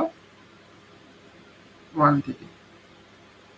ঠিক আছে, দেখো গ্রাফটা তোমার শুরু হবে কোথা থেকে বলতো? 1 থেকে। এই তো, এটা হচ্ছে তোমার কসের গ্রাফ। এটা কার গ্রাফ বলতো? তোমার কসের গ্রাফ। সাইনের গ্রাফ শুরু হয় তোমার 0 থেকে, আর কসের গ্রাফ শুরু হয় তোমার 1 থেকে। ঠিক আছে, আচ্ছা কসের জন্য তাহলে তোমার এই ইকুয়েশনটা কি হবে? কসের জন্য তোমার এই এক্স এর ইকুয়েশনটা কি হবে, বা সরণের ইকুয়েশনটা কি হবে? তুমি সরণের ইকুয়েশনটা লিখতে পারবা x equals to a cos omega t. ঠিক আছে, এক্স ইকুয়ালস টু কি লিখতে পারবা বলতো? এ কস ওমেগা টি। জাস্ট তোমাকে চিন্তা হবে যে কোন গ্রাফটা দেয়া আছে, তোমাকে যে গ্রাফটা দেয়া আছে সেই অনুসারে তোমাকে ইকুয়েশনটা চেঞ্জ করতে হবে। ঠিক আছে, সেই অনুসারে তোমাকে ইকুয়েশনটা চেঞ্জ করতে হবে। হোপফুলি এই কনসেপ্টটুকু তোমরা ধরতে পারছো, বা এই কনসেপ্টটুকু তোমাদের ক্লিয়ার, তাই না? এই কনসেপ্টটুকু তোমাদের ক্লিয়ার হয়ে যাওয়ার কথা। ওকে, এখন চলো আমরা হচ্ছে তোমার দেখো সরণ বের করলাম, এখন আমরা বেগ বের করব। দেখো আমরা একটা খুব সুন্দর ইকুয়েশন জানি, বা আমরা একটা সুন্দর মানে জিনিস জানি, সেটা হচ্ছে দেখো তো বেগ জিনিসটা কি? বেগ জিনিসটা হচ্ছে তোমার কি বলতো? সময়ের সাপেক্ষে বেগ বৃদ্ধি, মানে সময়ের সাপেক্ষে সরণের হারকে আমরা বেগ বলি, সময়ের সাপেক্ষে সরণের হার। তার মানে দেখো আমরা জানি v equals to s divided by t, তাই না? s divided by t। আচ্ছা ঠিক আছে, খুব ভালো কথা। দেখো একটু ভালো মতো করে খেয়াল করো, তুমি কিন্তু এটাকে এইভাবে লিখতে পারবা, v ইকুয়ালস টু তোমার ds ডিভাইডেড বাই dt। ঠিক আছে, তোমরা এটাও লিখতে পারবা যদি তোমার একটু সময় মানে সরণটা যদি ক্ষুদ্র হয়, মানে অল্প সময়ে অল্প সরণ, d মানে ডিফারেন্স, d মানে কি বলতো? d মানে ডিফারেন্স। আমি কিন্তু এই জিনিসগুলো আমার স্টুডেন্টদেরকে পড়াই। ডিফারেন্স, en সি, ঠিক আছে, ডিফারেন্স। ঠিক আছে, ডি মানে কি বলতো? ডি মানে হচ্ছে তোমার ডিফারেন্স বা পার্থক্য। তার মানে দেখো তোমার অল্প একটু তুমি সরণ নিলা এবং অল্প একটু তুমি কি নিলা? সময় নিলা। তাহলে বলতো এদের এদের যে ভাগফল, এটা কি হবে? এইটাও তো তোমার বেগই হবে, তাই না? তো এত আমার তো এখানে আসলে আলাদা করে কোনো পেনিক খাওয়ার মতো কোনো কিছু হয় নাই, তাই না? আচ্ছা, খুব ভালো কথা। এখন দেখো তুমি এখান থেকে এই জিনিসটা বলতে পারবা যে d by dt into s. তার মানে দেখো সরণের ফাংশনকে এটা এটা কি কি বোঝাচ্ছে বলতো? এটা বোঝাচ্ছে সরণের ফাংশনকে তুমি যদি সময় দ্বারা ডিফারেন্সিয়েট করো তাহলে তুমি বেগ পেয়ে যাবা। কি বললাম বলতো? সরণের ফাংশনকে তুমি যদি হচ্ছে বেগ দ্বারা সময় দ্বারা ডিফারেন্সিয়েট করতে পারো তাহলে হচ্ছে তুমি বেগকে পেয়ে যাবা। কাকে পেয়ে যাবো বলতো? বেগকে পেয়ে যাবা। দেখো তো সরণের ফাংশনটা, এই এস কি? এস তোমার সরণ না? এস তোমার সরণ, এস হচ্ছে তোমার সরণ। কিন্তু তুমি দেখবা তুমি যে বড় হইছো, তুমি এখন দেখবা যে আসলে সরণকে এস দিয়ে প্রকাশ করা হয় না, মূলত এটাকে এক্স দিয়ে প্রকাশ করা হয়। কি দিয়ে প্রকাশ করা হয় বলতো? এক্স দিয়ে প্রকাশ করা হয়। কি দিয়ে প্রকাশ করা হয় বলতো? এক্স দিয়ে প্রকাশ করা হয়। কি দিয়ে প্রকাশ করা হয়? এক্স দিয়ে। তার মানে দেখো তো তুমি তুমি এখন এখান থেকে একটা জিনিস ক্লিয়ার যে হচ্ছে তুমি যদি তুমি যদি এই এক্স এর কোন একটা রাশি বা ফাংশন বা কোন একটা ইকুয়েশনকে তুমি যদি সময় দ্বারা ভাগ করতে পারো, তাহলে তুমি কি পেয়ে যাবা? বেগ পেয়ে যাবা, তাই না? ওকে, খুব ভালো কথা। এখন দেখো একটু মজার মতো করে লক্ষ্য করো, তাহলে বুঝতে পারবা। ওকে, দেখো, তুমি যদি তুমি যদি কি করো, সময়ের সাপেক্ষে এই যে তোমার এক্স এর যে ইকুয়েশনটা, এক্স এর ইকুয়েশন কি পাইছিলা? এ সাইন ওমেগা টি। এই ইকুয়েশনটাকে তুমি যদি এখন ডিফারেন্সিয়েট করো, তাহলে তুমি কি পাবা বলো তো? এটাকে তুমি যদি ডিফারেন্সিয়েট করো, তাহলে তুমি কি পাবা? দেখো, ডিফারেন্সিয়েশনে তোমার হচ্ছে যেগুলো ধ্রুব সংখ্যা সেগুলো সামনে চলে আসে, তাই না? যেগুলো ধ্রুব সংখ্যা সেগুলো কি হয়? সামনে চলে আসে না? তার মানে এ কোথায় চলে আসবে? সামনে চলে আসবে। একে সামনে নিয়ে আসো, এর মতোই থাকো। তাহলে ডি ইন্টু সাইন ওমেগা টি। দেখো, এটাকে তুমি সাইন থিটা হিসেবে চিন্তা করতে পারো। সাইন থিটা হিসেবে চিন্তা করলে তোমার কি হবে বলো তো? কস থিটা হয়ে যাবে, কস ওমেগা টি। কিন্তু ওমেগা টিটা তো তোমার থিটা না, ওমেগা টিটা তো তোমার থিটা না। এটা কি বলো তো? এটা তুমি ওমেগা টিকে এখন টি এর সাপেক্ষে ডিফারেন্সিয়েট করবা, তাহলে তুমি পাবা শুধুমাত্র ওমেগা। দেন তুমি লিখতে পারবা a omega cos omega t, A omega cos omega টি। এটি কি বলা হবে? তোমার বেগের সমীকরণ। এটিকে কি বলা হবে বলতো? বেগের সমীকরণ। এটি কিসের সমীকরণ বলতো? তোমার পর্যাবৃত্ত গতির বেগের সমীকরণ। মাথায় রাখবা, এটি কি বলতো? পর্যাবৃত্ত গতির বেগের সমীকরণ। কিভাবে পেলাম? ডিফারেন্সিয়েট করে পেলাম। কিভাবে পেলাম? ডিফারেন্সিয়েট করে পেলাম। যারা ডিফারেন্সিয়েশন করছো তারা এই জিনিসটা ধরতে পারবা, যারা করো নাই তাদের ধরার দরকার নেই, জাস্ট এটা একটু মনে রাখবা। তোমরা চাইলে কসের ইকুয়েশনটার জন্য বের করতে পারবা, ঠিক আছে? তোমাদের হোমওয়ার্ক থাকবে কসের ইকুয়েশনটার জন্য তুমি ডিফারেন্সিয়েট করে বের করবা। ওটা আসে না পরীক্ষায়, এটা জানলেই চলে। অ্যান্ড এটা জানলেই তোমার পুরো এইচএসসি এডমিশন দুটোই কভার হয়ে যাবে। ওটা আসে না খুব একটা। তারপরে তোমাকে হোমওয়ার্ক দিয়ে দিলাম, কারণ ওটাকে তুমি ডিফারেন্সিয়েট করলেও তুমি পেয়ে যাবা। ওটাকে ডিফারেন্সিয়েট করলেই হয়ে যাবে। হোপফুলি তুমি এতটুকু ব্যাপার ধরতে পারছো, ঠিক আছে?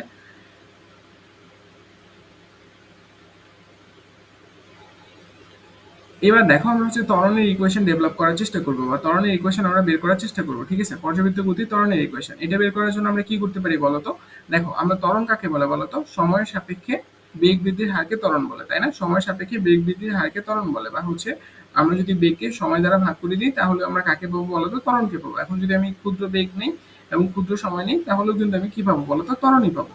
এখন এটা মানে কি? এটা মানে হচ্ছে তোমার বেগকে সময়ের সাপেক্ষে ডিফারেন্সিয়েট করা। বেগকে সময়ের সাপেক্ষে কি করা বলতো? ডিফারেন্সিয়েট করা, তাই না? তাহলে তুমি কি পেয়ে যাবা? ত্বরণ পেয়ে যাবা। তার মানে দেখো, আমি যদি এই কাজটা করি, দেখো একটু আগে পেলাম কি বলতো? এ ওমেগা কস ওমেগা টি, তাই না? এটা আমরা পেলাম কিসের মান? এটা আমরা পেলাম বেগের মান, ঠিক আছে? এটাকে যদি তুমি ডিফারেন্সিয়েট করো, ওই যে বললাম, যারা হচ্ছে তোমার নিরীহ বা ধ্রুবক সংখ্যা তারা বাইরে চলে আসবে। দেখো, a omega d divided by dt cos omega t differentiate তো করতে পারো, তাই না? ডিফারেন্সিয়েট তো আর এখানে দেখানোর মতো জিনিস না।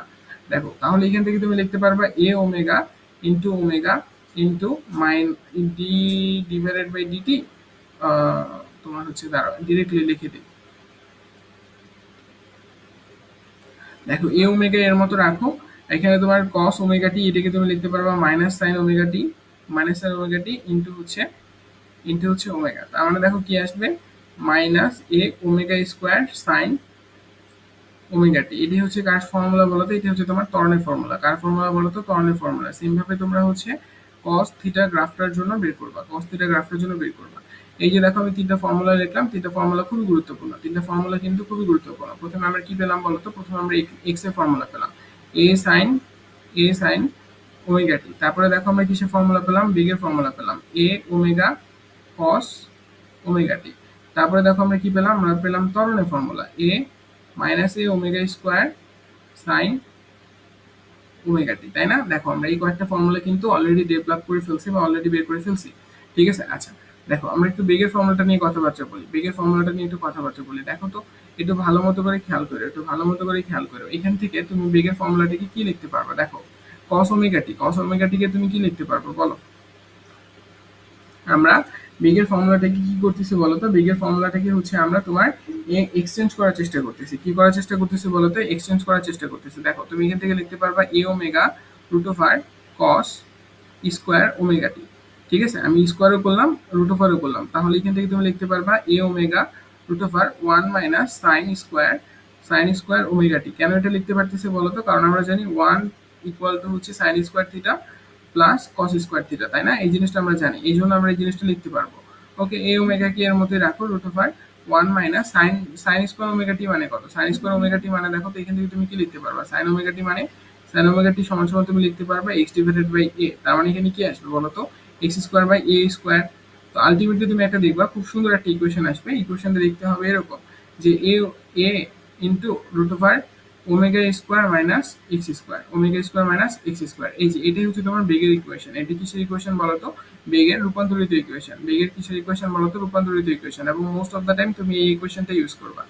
মোস্ট অফ দ্য টাইম তুমি কি করবে বলো তো? এই ইকুয়েশনটাই ইউজ করবা, ঠিক আছে? এই ইকুয়েশনটা তুমি most of the time use করবা, দেখবা এটি তোমার কাজে লাগতেছে। এরপরে দেখো তুমি সেম ভাবে এই জিনিসটাকে একটু সাজে যদি লেখো, ওমেগা স্কোয়ারটাকে তুমি সামনে নিয়ে আসো, তাহলে তোমার মাইনাস ওমেগা স্কোয়ারটা তোমার সামনে থাকুক, মাইনাস ওমেগা স্কোয়ারটাকে তুমি সামনে রাখো, আর এ সাইন ওমেগা টি এটাকে তুমি একসাথে রাখো। দেখো তো ভাইয়া, এ সাইন ওমেগা টি এটা কি? এটা হচ্ছে তোমার স্মরণের মানটা না? তার মানে দেখো এটাকে তুমি স্মরণ দ্বারা রিপ্লেস করতে পারবা। কি দ্বারা রিপ্লেস করতে পারবা? স্মরণ দ্বারা।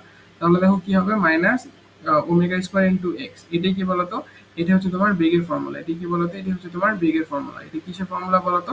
বেগের ফর্মুলা। কিসের ফর্মুলা বলতো? বেগের ফর্মুলা, ঠিক আছে? কথা বুঝতেছো? কথা বুঝতেছো? এটাকে আমরা কি বলবো বলতো? বেগের ফর্মুলা বলবো। কথা ক্লিয়ার না? Hopefully clear. তার মানে দেখো এই যে আমরা দেখো আরো কয়েকটা ফর্মুলা আমরা সুন্দর মতো করে বের করতে পারলাম। একটা হচ্ছে তোমার এক্স ইকুয়ালস টু কি বলতো? এ সাইন ওমেগা টি। এটা তো এটার মতোই থাকলো। আমরা বেগের ফর্মুলা বের করতে পারলাম।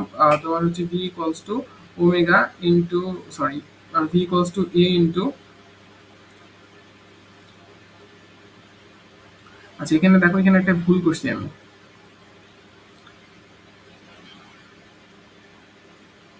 এখানে হবে তোমার ওমেগা, এখানে হবে তোমার এ স্কোয়ার, ঠিক আছে? ওকে, এই ব্যাপারটুকু একটু খেয়াল রাখবো, এই ব্যাপারটুকু একটু খেয়াল রাখবো, ঠিক আছে? আমি আসলে এ দিয়ে না গুণ করে আমি আসলে ওমেগা দিয়ে গুণ করে ফেলছিলাম। দেখো তার মানে দেখো আমি এখানে কি পেলাম? Omega into root over a square minus x square, তাই না? এবং দেখো আমি ত্বরণ সমাচরণ পেলাম minus omega square into x. দেখো এই যে এই কয়েকটা জিনিস একটু খুব ভালো মতো করে খেয়াল রাখবা। এই কয়েকটা জিনিস কি করবা বলো তো? খুব ভালো মতো করে খেয়াল রাখবা, ঠিক আছে? এই কয়েকটা জিনিস কিন্তু খুব ভালো মতো করে খেয়াল রাখতে হবে। এখানে এ কি? এ হচ্ছে তোমার বিস্তার। এ কি বলতো? এ হচ্ছে তোমার বিস্তার। এই কি বলতো? এই হচ্ছে তোমার বিস্তার। এক্স কি? এক্স হচ্ছে তোমার সরণ। এক্স কে বলতো? এক্স হচ্ছে তোমার সরণ। ওমেগা তো জানোই, ওমেগা কি? ওমেগা হচ্ছে তোমার কৌণিক বেগ, ঠিক আছে? আর এই কি? এই হচ্ছে তোমার ত্বরণ। এই ব্যাপারগুলো একটু খেয়াল রাখবা, ওকে? আচ্ছা এখানে আরো কয়েকটা জিনিস একটু মনে রাখবা। যদি তোমাকে কখনো গামার ভ্যালু দেওয়া থাকে, এটা কি বলা হয় বলতো? গামা বলা, সরি, কখনো তোমাকে যদি ডেল্টার ভ্যালু দেওয়া থাকে, কি বলা হয় বলতো? এটাকে তোমার ডেল্টা বলা হয়। কি বলা হয় বলতো? ডেল্টা বলা হয়। তোমাকে যদি কখনো ডেল্টার ভ্যালু দেওয়া থাকে, ডেল্টাকে তোমার বাংলায় বলে আদি দশা। কি বলা হয় বলতো? আদি দশা। জিনিসটা কি আমি তোমাকে বুঝাবো, টেনশন নেওয়ার কোনো কারণ নাই। আদি দশা, তোমাকে যদি কখনো আদি দশার মান দেওয়া থাকে, তখন তোমার ইকুয়েশনটা একটু চেঞ্জ হয়ে যাবে। ইকুয়েশনটার মধ্যে জাস্ট একটা জায়গায় একটু চেঞ্জ করবা, তখন তোমার ইকুয়েশনটা এরকম হয়ে যাবে, x equals to a sine omega T plus delta, ঠিক আছে? ওমেগা টি প্লাস ডেল্টা, এই জিনিসটা একটু চেঞ্জ করবা। বুঝতে পারছো? জাস্ট এই ইকুয়েশনে এই জিনিসটা চেঞ্জ করবা, দেন তুমি ডিফারেন্সিয়েট করে বাকিগুলো বের করতে পারবা। এবং তুমি চাইলে এটাকে কস এর ইকুয়েশনেও লিখতে পারো, এ কস ওমেগা টি প্লাস ডেল্টা, ঠিক আছে? এটা একটু মাথায় রাখবা। এই ডেল্টা কি ভাইয়া? ডেল্টা হচ্ছে আদি দশা। আদি দশা মানে কি আমি তোমাকে বুঝাবো, অসুবিধা নাই। জাস্ট এই কয়েকটা জিনিস একটু লিখে রাখো, এন্ড এই কয়েকটা জিনিস তোমার কাজে আসবে। দেখো আমরা আদি দশা জিনিসটা দেখবো, অসুবিধা নেই। আদি দশা জিনিসটা এখন আমরা একটু দেখবো। দেখো আদি দশা মানে কি? আদি দশা মানে হচ্ছে, মনে করো, দেখো তুমি যদি এখানে একটা পেন্ডুলাম চিন্তা করো, কি চিন্তা করো? পেন্ডুলাম চিন্তা করো। পেন্ডুলামটাকে তুমি যদি এই পাশ থেকে বল প্রয়োগ করো, তাহলে দেখবে যে পেন্ডুলামটা এদিক বরাবর তোমার গতিশীল হচ্ছে, ঠিক আছে? এদিক বরাবর গতিশীল হচ্ছে, দেন সে আবারও আগের অবস্থা ফেরত আসবে, তারপরে সে আবারও এইদিকে যাবে, এদিক থেকে আবারও সে আগের জায়গায় ব্যাক করবে, তাই না? এরকম ভাবে তুমি একটা গতি দেখতে পারবা, যেটাকে আমরা বলতেছিলাম পর্যাবৃত্ত গতি, তাই না? তো এই গতিটাকে তুমি যদি, এটা হচ্ছে আমার ইকুইভ্যালেন্ট বিন্দু। ইকুইভ্যালেন্ট বিন্দু, এটা হচ্ছে আমার সর্বোচ্চ বিস্তার, এটা হচ্ছে আমার আহ, অন্য পাশে সর্বোচ্চ বিস্তার। তো এই তিনটা লাইনকে কানেক্ট করলে তুমি তোমার একটা সরলরেখা পাবা, ঠিক আছে? তার মানে দেখো তুমি যদি সরলরেখাটা নিয়ে একটু কাজ করো, তাহলে তুমি বুঝতে পারবা। দেখো প্রথমে কি করতেছো? প্রথমে তোমার সাম্যাবস্থা থেকে বস্তুটা এই পয়েন্টে যাচ্ছে, তারপর সে কি করতেছে? এই পয়েন্ট থেকে আবার সাম্যাবস্থা ফেরত আসতেছে, সাম্যাবস্থা থেকে তখন আবার এই পয়েন্টে যাচ্ছে, এই পয়েন্ট থেকে কি করতেছে বলতো? সে আবার সাম্যাবস্থা ফেরত আসতেছে। তার মানে দেখো এই যে তোমার একটা গতি তুমি দেখতে পারতেছো, এই গতিটাকে বলা হচ্ছে তোমার পর্যাবৃত্ত গতি, ঠিক আছে? এখন দেখো আমার বিন্দুটা শুরু হচ্ছে কোথা থেকে বলতো? সাম্যাবস্থা থেকে। এখন আমার বলতো গতিটা শুরু হচ্ছে কোথা থেকে, বা বিন্দুটা কোথা থেকে শুরু হচ্ছে বলতো? সাম্যাবস্থা থেকে।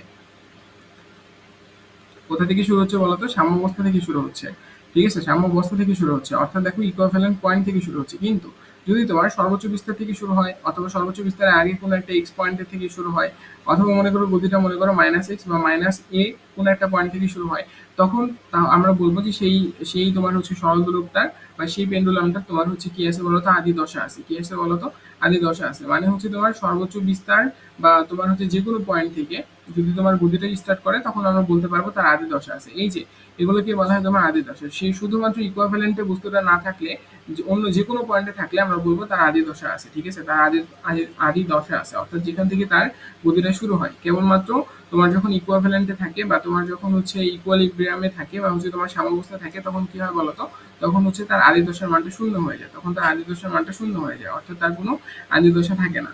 যখন কেবলমাত্র সে সাম্যাবস্থায় বিরাজ করে, তখনই তার আদি দশা শূন্য হয়ে যায়। যার কারণে আমার ইকুয়েশনের মধ্যে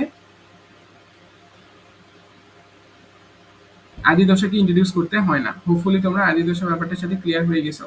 ওকে, হোপফুলি তোমরা আদি দশার সাথে ক্লিয়ার হয়ে গেছো। আচ্ছা, গ্রেট। এখন দেখো আমরা হচ্ছে তোমার সর্বোচ্চ বিস্তার, সর্বোচ্চ সরণ, সর্বোচ্চ সরণ দেখি। চলো সর্বোচ্চ সরণ জিনিসটা কি এটা একটু দেখার চেষ্টা করি। দেখো সর্বোচ্চ সরণ, ঠিক আছে, সর্বোচ্চ সরণ একটু দেখবো।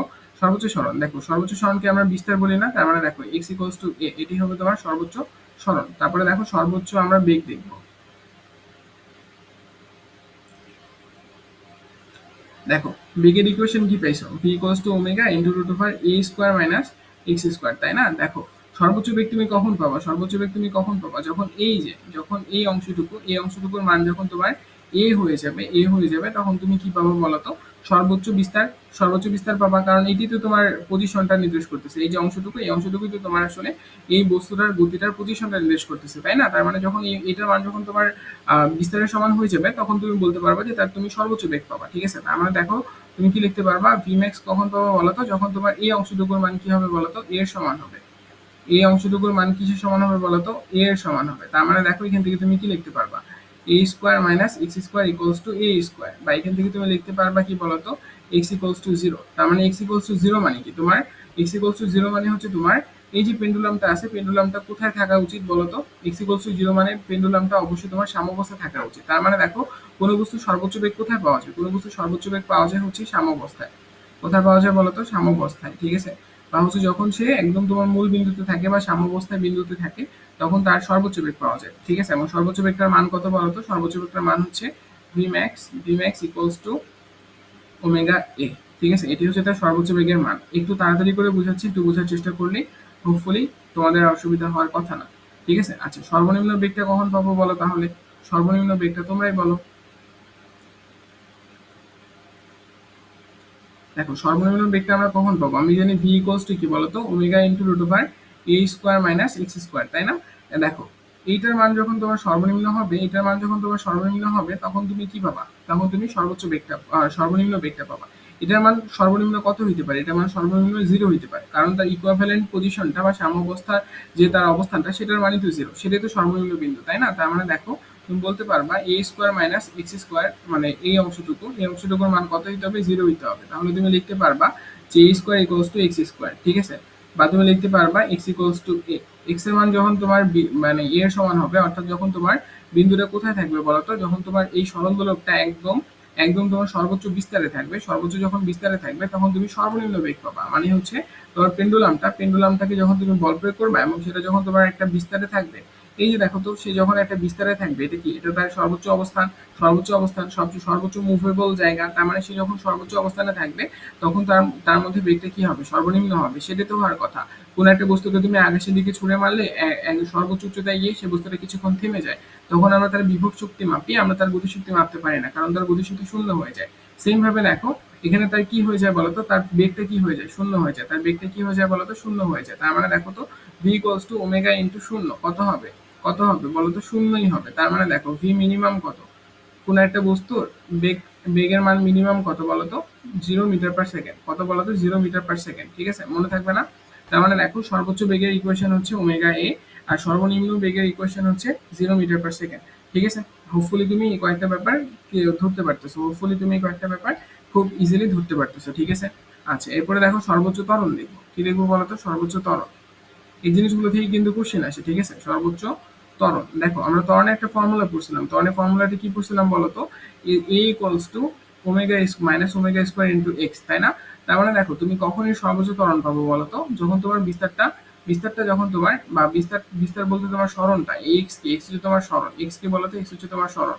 যখন সরণটা তোমার নেগেটিভ দিকে সর্বোচ্চ হবে, নেগেটিভ দিকে যখন তোমার সর্বোচ্চ হবে তখন তুমি বলতে পারবা যে তুমি হচ্ছে এর সর্বোচ্চ মানটা পাবো বা ত্বরণের সর্বোচ্চ মানটা পাবা। নেগেটিভ দিক মানে, নেগেটিভ দিক মানে কি, এটা হচ্ছে তোমার ইকুইভ্যালেন্ট পয়েন্ট, ঠিক আছে। আর ইকুইভ্যালেন্ট পয়েন্ট থেকে মনে করো বস্তুটা এদিকে গেল, যাওয়ার পর মানে তোমার কি বলবো সরল দোলকটা আর কি, এটা হচ্ছে তোমার ইকুইভ্যালেন্ট পয়েন্ট। এখান থেকে বস্তুটা এই পয়েন্টে গেছে, তারপরে বস্তুটা এই পয়েন্টে গেছে, ঠিক আছে। এবার দেখো বুঝতে সুবিধা হবে তোমার। দেখো প্রথমে বস্তুটা ইকুইভ্যালেন্ট পয়েন্ট থেকে বা সাম্যাবস্থা থেকে এদিকে গেল, এদিকে গেল, এই দিক থেকে আমি পজিটিভ ধরলাম এবং এদিক থেকে আবার ব্যাক করলো, এই দিকটা হচ্ছে আমার নেগেটিভ, ঠিক আছে। তার মানে দেখো আবার এদিক বরাবর গেল, নেগেটিভ দিক বরাবর গেল, দেন হচ্ছে তোমার পজিটিভ দিকে ফেরত আসলো। এই যে তোমার নেগেটিভ দিক বরাবর এটি কি সর্বোচ্চ বিস্তার, পজিটিভ দিক বরাবর এটি কি সর্বোচ্চ বিস্তার, এবং এটা হচ্ছে তোমার মূল বিন্দু বা হচ্ছে তোমার ইকুইভ্যালেন্ট পয়েন্ট। তার মানে দেখো তোমার সর্বোচ্চ ত্বরণ কখন পাবা, যখন তোমার বিস্তারটা কি হবে নেগেটিভলি এ হবে বা নেগেটিভ ভাবে বা উল্টা পাশে যখন সর্বোচ্চ হবে তখন। উল্টা পাশে সর্বোচ্চ হলে কি হবে ওমেগা স্কোয়ার ইন্টু এ মাইনাস এ, তাহলে তোমার হবে কি বলতো ওমেগা স্কোয়ার ইন্টু এ। এই যে এটাই হচ্ছে কি বলতো, এটা হচ্ছে তোমার সর্বোচ্চ মান, এটি কি বলতো, এটা হচ্ছে তোমার সর্বোচ্চ মান কি সর্বোচ্চ মান, ত্বরণের সর্বোচ্চ মান। আর সর্বনিম্ন মানটা কখন পাবা বলতো, যখন তোমার পজিটিভ দিকে সরণটা হবে, পজিটিভ দিকে যখন তোমার সর্বোচ্চ সরণটা হবে, সর্বোচ্চ সর্বনিম্ন দাও, মিনিমাম দাও, মিনিমাম ত্বরণ কখন পাবা, মিনিমাম ত্বরণ কখন পাবা, মিনিমাম ত্বরণ পাবা ভাইয়া a equals to minus omega square into x, যখন তোমার তোমার যখন নেগেটিভ দিকে সর্বোচ্চ সর্বোচ্চ বিস্তার হবে, অর্থাৎ এক্স ইকুয়ালস টু যখন তোমার এ হবে, তখন দেখো তো তোমার কি হবে বলতো, তোমার সর্বনিম্ন ত্বরণটা হবে মাইনাস ওমেগা স্কোয়ার ইন্টু এ। এটা হচ্ছে কি বলতো তার সর্বনিম্ন ত্বরণের মান, সর্বনিম্ন কিসের মান বলতো, ত্বরণের মান। হোপফুলি এই ইকুয়েশন গুলো তোমরা বুঝতে পারতেছো এবং এই ইকুয়েশন গুলো থেকে কিন্তু তোমার ম্যাথ আসবে। আমাদের ইকুয়েশন কিন্তু শেষ, ঠিক আছে, আমাদের ইকুয়েশন শেষ, আমাদের আর 3টা টপিক আছে, তাহলে আমাদের চ্যাপ্টারটা কমপ্লিট হয়ে যাবে। এই ইকুয়েশন গুলো থেকে কিন্তু তোমার কোশ্চেন্স করে, এই ইকুয়েশন গুলো থেকে কি করে বলতো, কোশ্চেন্স কিন্তু তোমাদের করবে এবং করে। সো মাস্ট বি খেয়াল রাখবা, মাস্ট বি কি করবা বলতো, খেয়াল রাখবা, ঠিক আছে। আচ্ছা চলো একটু সামনের দিকে আগে দেখো, এবার হচ্ছে আমরা ব্যবকলনীয় সমীকরণ নিয়ে একটু কথাবার্তা বলবো, ঠিক আছে। ব্যবকলনীয় সমীকরণ, ব্যবকলনীয় কলনীয় সমীকরণ জিনিসটা তোমরা দেখে আসছো, আবার আমি তোমাদেরকে দেখাবো, অসুবিধা নেই। সমীকরণ দেখো, এই সমীকরণটা কিভাবে বের করে, এই জিনিসটা কি আমরা এটা একটু দেখানোর পরে চেষ্টা করবো। ব্যবকলন মানে হচ্ছে তোমার ডিফারেন্সিয়েট করা, ব্যবকলন মানে কি বলতো, ডিফারেন্সিয়েট করা, কি করা বলতো, ডিফারেন্সিয়েট করা, ওকে ঠিক আছে। দেখো তোমার কাছে একটা প্রথম ইকুয়েশন তুমি কি পেয়েছিলা, x equals to a sine omega t, এটা পেয়েছিলা না, এটা পেয়েছিলা না, তাই তো, এটি তো পেয়েছিলা। দেখো এটাকে তুমি ফার্স্টে কি করলা, ডিফারেন্সিয়েট করলা না, এটাকে তুমি কি করলা, সময় দ্বারা ডিফারেন্সিয়েট করলা, এবং সময় দ্বারা ডিফারেন্সিয়েট করে তুমি কি পেয়েছিলে বলো তো, সময় দ্বারা ডিফারেন্সিয়েট করলে তুমি এখান থেকে কি পেয়েছিলে বলো, এখান থেকে তুমি কি পেয়েছিলে, এখান থেকে তুমি কি পেয়েছিলে বলো, এখান থেকে তুমি পেয়েছিলে, দাঁড়াও জিনিসটাকে আমি পাশেই করি, এখান থেকে আমি পেয়েছিলাম কি,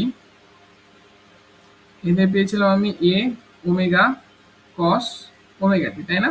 পরবর্তীতে তুমি কি করলা বলো তো, পরবর্তীতে তুমি এটাকেও ডিফারেন্সিয়েট করলা, তার মানে দেখো d dt d a divided by dt, ঠিক আছে।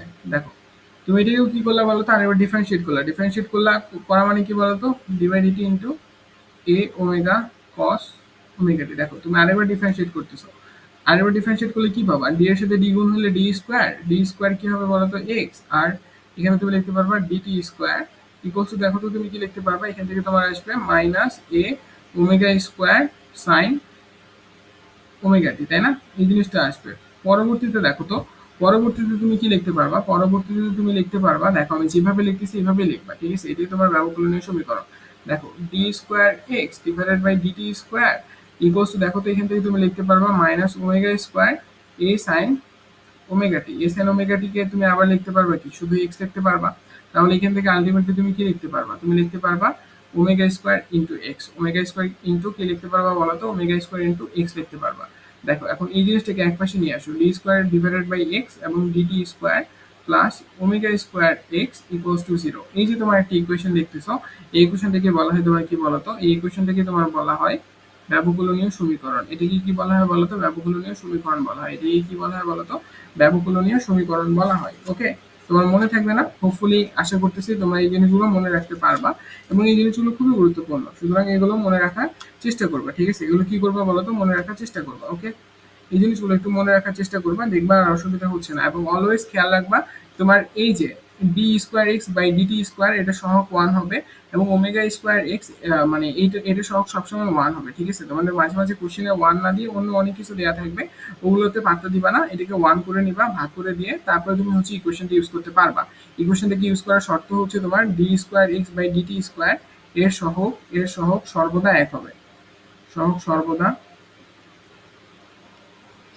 1, এটা খেয়াল রাখিও। ওকে, ঠিক আছে, ব্যবকলনীয় সমীকরণ ডান। ওকে, আচ্ছা দেখো এখানে হচ্ছে আমরা হচ্ছে একটু পর্যায়কাল সম্পর্কে পড়াশোনা করব। কি নিয়ে পড়াশোনা করবো বলতো? পর্যায়কাল। পর্যায়কাল, ঠিক আছে। পর্যায়কাল জিনিসটা কি বলতো? পর্যায়কাল জিনিসটাকে আমরা টি দিয়ে প্রকাশ করি। কি দিয়ে প্রকাশ করি? টি দিয়ে প্রকাশ করি। পর্যায়কাল মানে হচ্ছে তোমার একটা পূর্ণ স্পন্দন সম্পূর্ণ হতে যে সময়টুকু লাগে সেটাকে বলা হয় পর্যায়কাল, ঠিক আছে। আচ্ছা, পর্যায়কালের একটা সুন্দর ফর্মুলা আছে, লিখে রাখো। টু তোমার হচ্ছে t equals to 2 pi root over k divided by m. এটা কার জন্য? এটা স্প্রিং এর জন্য। এটা কার জন্য বলতো? এটা তোমার স্প্রিং এর জন্য, ঠিক আছে। এগুলো একটু মুখস্থ করার মতো জিনিস, বুঝছো? এগুলো কি বলতো? এগুলো হচ্ছে তোমার মুখস্থ করার মতো জিনিস। আমি একটু ভুল লিখছি।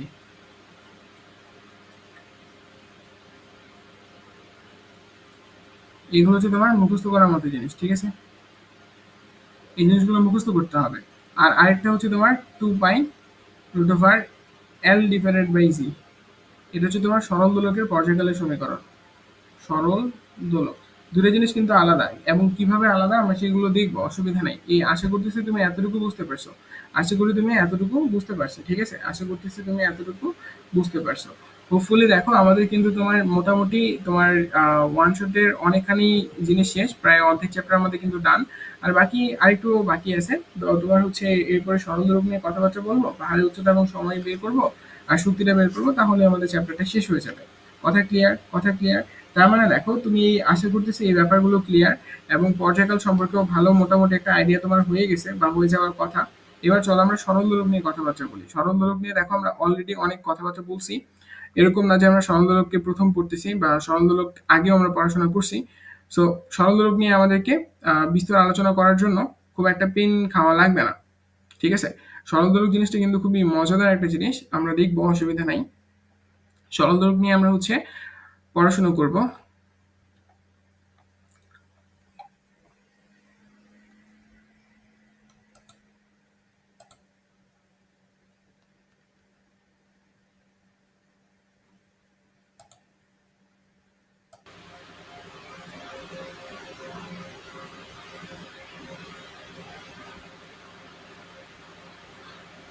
ওকে, চলো আমরা হচ্ছে এখন সরল দোলক নিয়ে পড়াশোনা করব। আমরা সরল দোলক নিয়ে তোমার বেসিক্যালি কথাবার্তা বলবো। আমার এখানে কারেন্ট চলে গিয়েছিল, সো একটু সমস্যা হয়ে গেল, বাট অসুবিধা নাই। দেখো এই যে আমরা এখন একদম সিম্পল একটা পেন্ডুলাম নিয়ে কথাবার্তা বলবো। একটা পেন্ডুলাম দেখতে হবে তোমার এরকম, এন্ড তোমরা সকলেই জানো যে একটা পেন্ডুলামের মধ্যে দুইটা অংশ থাকে। কয়টা অংশ থাকে বলো তো? দুইটা অংশ থাকে। পেন্ডুলামটা একটা অবলম্বনের সাথে যুক্ত করা থাকে। কার সাথে বলো তো? অবলম্বনের সাথে। এটাই কি বলা হয় বলো তো? এটাকে বলা হয় তোমার অবলম্বন। এটাকে বলা হয় অবলম্বন। এই অবলম্বনের সাথে যুক্ত করা থাকে, এবং দেখো পেন্ডুলামটা একটা তোমার নির্দিষ্ট দৈর্ঘ্য থাকে। কি থাকে? নির্দিষ্ট দৈর্ঘ্য থাকে। এটাকে তোমার এল দিয়ে প্রকাশ করে। এটাই কি দিয়ে প্রকাশ করে বলতো? এল দিয়ে প্রকাশ করে। এই যে অবলম্বন থেকে পেন্ডুলামের আগ পর্যন্ত যে দৈর্ঘ্যটা, এটাকে তোমার এল দিয়ে প্রকাশ করে। এবং দেখো তো পেন্ডুলামটা গোল হয়ে থাকে, এবং পেন্ডুলামটা যেহেতু তোমার একটা মানে পেন্ডুলামটার মধ্যে তোমার একটা বস্তু ঝুলানো থাকে, যে বস্তুটাকে বলা হয় তোমার বব। যে বস্তুটাকে তোমার কি বলা হয় বলতো? বব বলা হয়। কি বলা হয় বলতো? বব বলা হয়। কথা বুঝতে পারছো? এবং এই যে ববটা যেহেতু তোমার বৃত্তাকার, এই যার কারণে তুমি ববের কিন্তু একটা ব্যাসার্ধ পাবা, ঠিক আছে। ববের কি পাবা বলতো? একটা তুমি ব্যাসার্ধ পাবা, তাই না? তুমি ববের একটা ব্যাসার্ধ পাবা। এই যে ব্যাসার্ধটা তোমাকে যখন একটা পেন্ডুলামের সম্পূর্ণ দৈর্ঘ্য নিয়ে কথা বলতে বলবে, তখন আসলে তোমার একটা পেন্ডুলামের সম্পূর্ণ দৈর্ঘ্যটা নির্ভর করতেছে তার নিজের দৈর্ঘ্য প্লাস তার মধ্যে যে ব্যাসার্ধটা আছে, ববের যে ব্যাসার্ধটা, তার দুইটার যোগফলের সমান। মানে হচ্ছে তোমাকে আমি বলতে চাচ্ছি যে একটা পেন্ডুলামের দৈর্ঘ্য এল কি বলতো? এই যে এল হচ্ছে তোমার একটা পেন্ডুলাম বা সরল দোলকের দৈর্ঘ্য। সরল দোলকের দোলকের দৈর্ঘ্য। সরল দোলকের দৈর্ঘ্যটা কিন্তু তোমার দুইটা জিনিসের উপর নির্ভর করতেছে। একটা হচ্ছে তার নিজের যে দৈর্ঘ্যটা আছে সেটা, প্লাস হচ্ছে কি বলতো? তোমার ববের ব্যাসার্ধ, ঠিক আছে। দেখো এই ছোট হাতের এলটা কি? ছোট হাতের এলটা হচ্ছে তোমার সরল দোলকের দৈর্ঘ্য। যদি কোশ্চেনে দেয়া থাকে তাহলে মানে কোশ্চেনে তো অবশ্যই দেওয়া থাকবে যে একটা সরল দোলকের দৈর্ঘ্য কত। যদি তোমার সরল দোলকের ব্যাসার্ধের দৈর্ঘ্যটা না দেওয়া থাকে বা ববের যে ব্যাসার্ধ আছে তার যদি দৈর্ঘ্যটা না দেওয়া মানে ব্যাসার্ধের মানটা যদি না দেওয়া থাকে তাহলে তোমার আলাদা করে ওটা যোগ করার দরকার নেই। আর যদি কোশ্চেনে পেয়ে যাও তাহলে অবশ্যই যোগ করবে, ঠিক আছে। তার মানে দেখো সরল দোলকের দৈর্ঘ্য, সরল দোলকের না সুতার দৈর্ঘ্য দাও, সরল দোলকের দৈর্ঘ্য না দিয়ে সুতার দৈর্ঘ্য দাও, সুতার দৈর্ঘ্য দাও। এই এল হচ্ছে কি বলতো সুতার দৈর্ঘ্য, এল কি বলতো সুতার দৈর্ঘ্য, সুতার দৈর্ঘ্য, ঠিক আছে। আর এই যে আর কি বলতো আর হচ্ছে তোমার ববের ব্যাসার্ধ, ববের ব্যাসার্ধ, ঠিক আছে। ববের কি বলতো ববের ব্যাসার্ধ। হোপফুলি কয়েকটা কথা বুঝতে পারছো। এল হচ্ছে তোমার ক্যাপিটাল এল হচ্ছে কি বলতো সরল দোলকের দৈর্ঘ্য, আর ছোট হাতের এল কি বলতো সুতার দৈর্ঘ্য, আর আর কি বলতো আর হচ্ছে তোমার ববের ব্যাসার্ধ, ঠিক আছে। এবং দেখো সরল দোলকটা তোমার সর্বোচ্চ একটা আদর্শ সরল দোলক হইতে হইলে সর্বোচ্চ তোমার তার যে এঙ্গুলার বা কৌণিক কোণটা হবে বা কৌণিক যে সরণটা হবে এই কৌণিক সরণটা সর্বোচ্চ তোমার এই কৌণিক সরণটা সর্বোচ্চ তোমার 4 ডিগ্রি পর্যন্ত হইতে পারে। কত ডিগ্রি পর্যন্ত হইতে পারে বলতো 4 ডিগ্রি পর্যন্ত হইতে পারে। তার মানে দেখো তার কৌণিক যে সরণটা এই কৌণিক সরণটা সর্বোচ্চ কত হইতে পারে বলতো 4 ডিগ্রি পর্যন্ত হতে পারে। এবং এই 4 ডিগ্রি পর্যন্ত হতে পারে অথবা 4 ডিগ্রি ছোট হইতে পারে। তাহলে তুমি বলতে পারবা সেটা হচ্ছে তোমার একটা আদর্শ সরল দোলক। একটা আদর্শ সরল দোলক হইতে হইলে তার অবশ্যই তোমার হচ্ছে কৌণিক যেই কোণটা আছে বা কৌণিক যে তার সরণটা আছে সরণটা অবশ্যই 4 ডিগ্রি সমান হবে বা ছোট হবে। এর থেকে বড় হয়ে গেলে সেটা তোমার সরল দোলক থাকে না, বুঝে গেছে, বা সেটা আসলে তোমার আদর্শ সরল দোলক থাকে না। হোপফুলি তুমি এই কয়েকটা কথা বুঝতে পারছো। এন্ড দেখো সরল দোলকের আমরা একটা স্ট্রাকচার দেখবো যেভাবে সরল দোলক আসলে ঘুরে। তোমরা জানোই এই ফিগারটা তো তোমরা জানো তাই না, এইভাবে আসলে সরল দোলক ঘুরে যে তার অর্ধেক সময় তার হচ্ছে অর্ধেক সময় একদিক থেকে পর্যায়কালের অর্ধেক সময় সে হচ্ছে একদিক থেকে, বাকি অর্ধেক সময় অন্য দিক থেকে তোমার যে সাম্যাবস্থা আছে তাকে হচ্ছে অতিক্রম করে।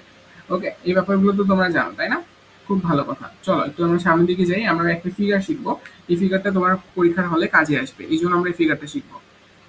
দেখো এটা হচ্ছে আমার একটা সরল দোলক, এটা কি বলতো এটা হচ্ছে আমার একটা সরল দোলক যে কিনা মনে করো সাম্যাবস্থায় আছে। কি অবস্থায় আছে বলতো সাম্যাবস্থায় আছে, ঠিক আছে। এই সরল দোলকটা কি অবস্থায় আছে বলতো সাম্যাবস্থায় আছে, ঠিক আছে। আচ্ছা খুব ভালো কথা। হঠাৎ করে তুমি কি করলা, তুমি মনে করো এটাকে এদিক থেকে 1 নিউটন পরিমাণ বল দিলা। 1 নিউটন পরিমাণ বল দিলে তুমি দেখবা সরল দোলকটা এদিক বরাবর তোমার কিছু পরিমাণ সরণ করছে, কিছু পরিমাণ কি করছে বলতো সরণ করছে। আবার হচ্ছে তোমার সরল দোলকটা তার সর্বোচ্চ বিস্তারের দিকে যাবে তাই না, তো সর্বোচ্চ বিস্তারের দিকে সরল দোলকটা কিন্তু তোমার যাবে তাই না, এই যে এরকম কোন একটা পয়েন্টে তোমার সরল দোলকটা যাবে। ওকে, এবং এই কোণটা তোমার কত হবে অবশ্যই থিটা হবে। এই কোণটা কত হবে বলতো অবশ্যই থিটা হবে, এবং থিটাটা কিন্তু তোমার 4 ডিগ্রি থেকে ছোট অথবা সমান, 4 ডিগ্রি চেয়ে ছোট অথবা কি বলতো সমান, ঠিক আছে। ওকে, এই কথাগুলো একটু ভালো মতো করে কেয়ারফুলি একটু মনোযোগ দিয়ে শুনবা, ঠিক আছে, মনোযোগ দিয়ে একটু শুনবা। ওকে, দেখো তোমরা টান বল নাম শুনছো না, টান বল নাম শুনছো না। দেখো টান বল জিনিসটা কি, টান বল জিনিসটা হচ্ছে তোমার সুতার মধ্যে হয়ে থাকে বা অবলম্বনের সাথে কোনো বস্তু যদি আটকানো থাকে তাহলে সেই বস্তুর মধ্যে আমরা টান বল দেখতে পাই। তার মানে দেখো এই যে তোমার এটা কি, এটা হচ্ছে তোমার একটা অবলম্বন, এটা তোমার একটা অবলম্বন, ঠিক আছে, এটা তোমার একটা অবলম্বন, ঠিক আছে। এই অবলম্বনের সাহায্যে একটা সুতা দিয়ে তোমার একটা বস্তুকে ঝুলানো আছে বা একটা বককে ঝুলানো আছে। এই যে সুতাটা, এই সুতারের একটা টান বল আছে না বলতো, সুতাটা কিন্তু তোমার একটা টান বল আছে, ঠিক আছে। এবং টান বলের ডিরেকশন কোথা থেকে হয় জানো, টান বলের ডিরেকশন হয়ে হচ্ছে তোমার এই যে ক্রিয়াবিন্দু আছে না, ক্রিয়াবিন্দু থেকে তোমার হচ্ছে সুতার দিকে বা অবলম্বনের দিকে। টান বলের ডিরেকশনটা কার দিক বরাবর হয় বলতো, সুতা থেকে অবলম্বনের দিকে তোমার হচ্ছে টান বলের ডিরেকশন হয়। দিক টান বলের দিক সবসময় সবসময় তোমার হচ্ছে ক্রিয়াবিন্দু যেখানে ক্রিয়াবিন্দু থেকে বিন্দু থেকে ক্রিয়াবিন্দু থেকে অবলম্বনের দিকে, ঠিক আছে, অবলম্বনের দিকে। টান বল সবসময় ক্রিয়াবিন্দু থেকে অবলম্বনের দিকে কাজ করে, অবলম্বনের দিকে, ঠিক আছে। টান বল সবসময় ক্রিয়াবিন্দু থেকে অবলম্বনের দিকে কাজ করে, ঠিক আছে। একটু ভালো মতো করে খেয়াল করবা। তার মানে দেখো তোমার ক্রিয়াবিন্দু কোনটা, তোমার ক্রিয়াবিন্দু হচ্ছে এই যেটা না, বকটা যেই পয়েন্টে যুক্ত করা আছে সেই পয়েন্টটুকু। এই পয়েন্ট থেকে তোমার কাজ করবে একদম এই এই যে এদিক বরাবর তোমার কি কাজ করবে বলতো টান বল। টান বলকে টি দিয়ে প্রকাশ করে, এবং টান বল ইংরেজি শব্দ হচ্ছে টেনশন। এইটাকে কি কি বলা হয় বলতো টেনশন, ঠিক আছে, টেনশন ফোর্স বলা হয়। টান বলকে ইংলিশে তোমার কি বলা হয় বলতো টেনশন ফোর্স বলা হয়, ঠিক আছে। তার মানে দেখো তো এই যে সুতার দিক বরাবর কে কাজ করবে বলতো টান বলটা কাজ করবে তাই না। সুতার দিক বরাবর দেখো কে কাজ করবে, টান বলটা কাজ করবে। এই তো বুঝতে পারতেছো, এটা হচ্ছে কি বলতো টান বল। এটা কি বলতো, এটা হচ্ছে তোমার টান বল, এই তো। ওকে, ক্লিয়ার। আচ্ছা দেখো তো বক্তার কি একটা ওজন আছে না, বক্তার কিন্তু তোমার ওজন আছে। ওজনটা কোথায় কাজ করবে বলতো, ওজনটা একদম তোমার নিচ বরাবর কাজ করবে, অর্থাৎ এই যে এমজি বরাবর একদম তোমার নিচে দিকে কাজ করবে তাই না। আচ্ছা দেখো, একটু ভালো মতো করে বোঝার চেষ্টা করো তো। তুমি এমজির কিন্তু দুটো উপাংশ পাবা। তুমি কিন্তু এমজির কি পাবা বলো তো? দুটো উপাংশ বের করতে পারবা। দেখো, এমজির কে তুমি কিন্তু দুইটা ভাগে ভাগ করতে পারবা। ওয়েট, দেখো, তুমি এমজির এই দিক বরাবর একটা উপাংশ পাবা এবং এই দিক বরাবর একটা উপাংশ পাবা, তাই না? একটু ভালো মতো করে দেখো, এমজিটা হচ্ছে কি বলতো? এমজিটা হচ্ছে তোমার লব্ধি বল বা লব্ধি বল বা তোমার যে ববের যে বলটা সেটা একদম খাড়া নিচ বরাবর কাজ করতেছে। সেটাকে তুমি চাইলে এই দুটো ভাগে ভাগ করতে পারো। এবং দেখো তো এই কোণটা একটু ভালো মতো করে বলো তো, এই কোণটা কত? এই কোণটা দেখো তো, তোমার দেখো উপরে একটা কোণ, এই কোণটা তোমার 90 ডিগ্রি হলে, আচ্ছা আমাকে এই দিকটা আমাকে বলিও, দাঁড়াও। এইটা এটার অ্যান্সারটা আমাকে একটু দিও, তাহলে তোমাদের কাছে ব্যাপারটা ক্লিয়ার হয়ে যাবে। দেখো তো কোন কোন দুটার মুখ একই দিকে, তার মানে এরা কি? এরা সদৃশ কোণ না বলো তো? এরা সদৃশ কোণ। তার মানে দেখো, এই যে এখানের যে কোণটা আর এখানকার যে কোণটা, এই যে নীল রঙের যে কোণটা এবং হলুদ রঙের যে কোণটা, এই যে কোণটা, এই দুটা কোণ দেখো তো পরস্পর তোমার একান্তর কোণ, পরস্পর তোমার সদৃশ কোণ না? সদৃশ কোণ কি হয়? পরস্পর সমান হয়। তার মানে দেখো এই কোণটার মান কত হবে? থিটাই হবে।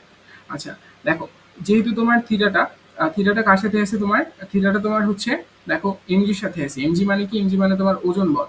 তাহলে তুমি বলতে পারবা যে এই পাশের উপাংশটা কি হবে? এমজি কস থিটা, তাই না? যার সাথে থিটা তার সাথে আমি কাকে দিব বলতো? কস কে দিব, আর বাকিটা কি দিব বলতো? সাইন দিব। তার মানে এই পাশেরটা হবে তোমার এমজি সাইন থিটা।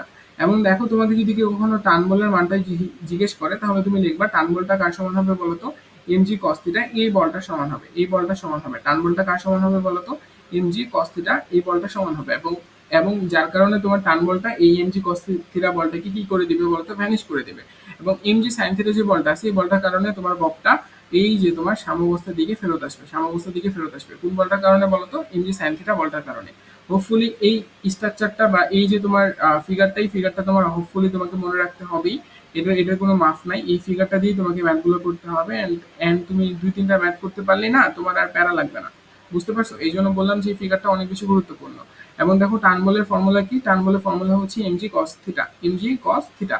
হোপফুলি তোমার মনে থাকবে। ফিগারটা ড্র করে নিবা, অবশ্যই ফিগারটা ড্র করবা। ফিগারটা খুবই গুরুত্বপূর্ণ। ঠিক আছে? দেখো, ফিগারটা আমি তোমার সামনেও দিছিলাম। এই যে দেখো, এখানে এই ফিগারটা দেওয়া আছে। দেখো, এই যে টেনশন ফোর্স সবসময় তোমার অবলম্বনের দিকে কাজ করবে। এবং দেখো, এই যে নিচ বরাবর তোমার এমজি বলটা কাজ করতেছে, এদিক বরাবর তোমার এমজি কস থিটা, এদিক বরাবর তোমার এমজি সাইন থিটা। এবং এমজি সাইন থিটার কারণে তোমার হচ্ছে ওই ববটা তোমার সাম্যাবস্থার দিকে ব্যাক করতে পারে। ঠিক আছে? এবং অবশ্যই এখানে ম্যাথগুলো করার জন্য তোমার হচ্ছে যে পঞ্চম অধ্যায়ে যে পড়ছো শক্তি সংরক্ষণশীলতা নীতি, সেটা অবশ্যই খাটাইতে হবে। সেটা অবশ্যই কি করতে হবে বলতো? খাটাইতে হবে। এখানে কিন্তু তোমার ভার কেন্দ্রের স্মরণ ভার কেন্দ্রের স্মরণ স্মরণ এবং এবং ভারকেন্দ্র স্মরণ প্লাস হচ্ছে, তুমি একটু দেখে রাখবা, ভারকেন্দ্র স্মরণ এবং তোমার শক্তি নিত্যতা সূত্র, অর্থাৎ তোমার আদি শক্তি এবং সেই শক্তি কি হবে বলতো? পরস্পর সমান হবে। আদি শক্তি আদি শক্তি এবং তোমার শেষ শক্তি পরস্পর সমান হবে। ঠিক আছে? এই যে শক্তি নিত্যতা সূত্র বা হচ্ছে তোমার ভারকেন্দ্রের সরণ, এই দুটো টপিক পঞ্চম অধ্যায়ের টপিক। এই দুটো টপিক খুব ভালো মতো করে মাথায় রাখবা। এই দুটো টপিক কি করবে বলতো? খুব ভালো মতো করে মাথায় রাখবা। কারণ এই দুটো টপিক থেকে তোমার এই ম্যাথগুলো সলভ করতে হবে। ঠিক আছে? এই টপিক দুটো কোথায় শিখবা বলতো? পঞ্চম অধ্যায়ে শিখবা। কোথায় শিখবা বলতো? পঞ্চম অধ্যায়ে শিখবা। ঠিক আছে? এই টপিকগুলো কোথায় শিখবা বলতো? পঞ্চম অধ্যায়ে শিখবা।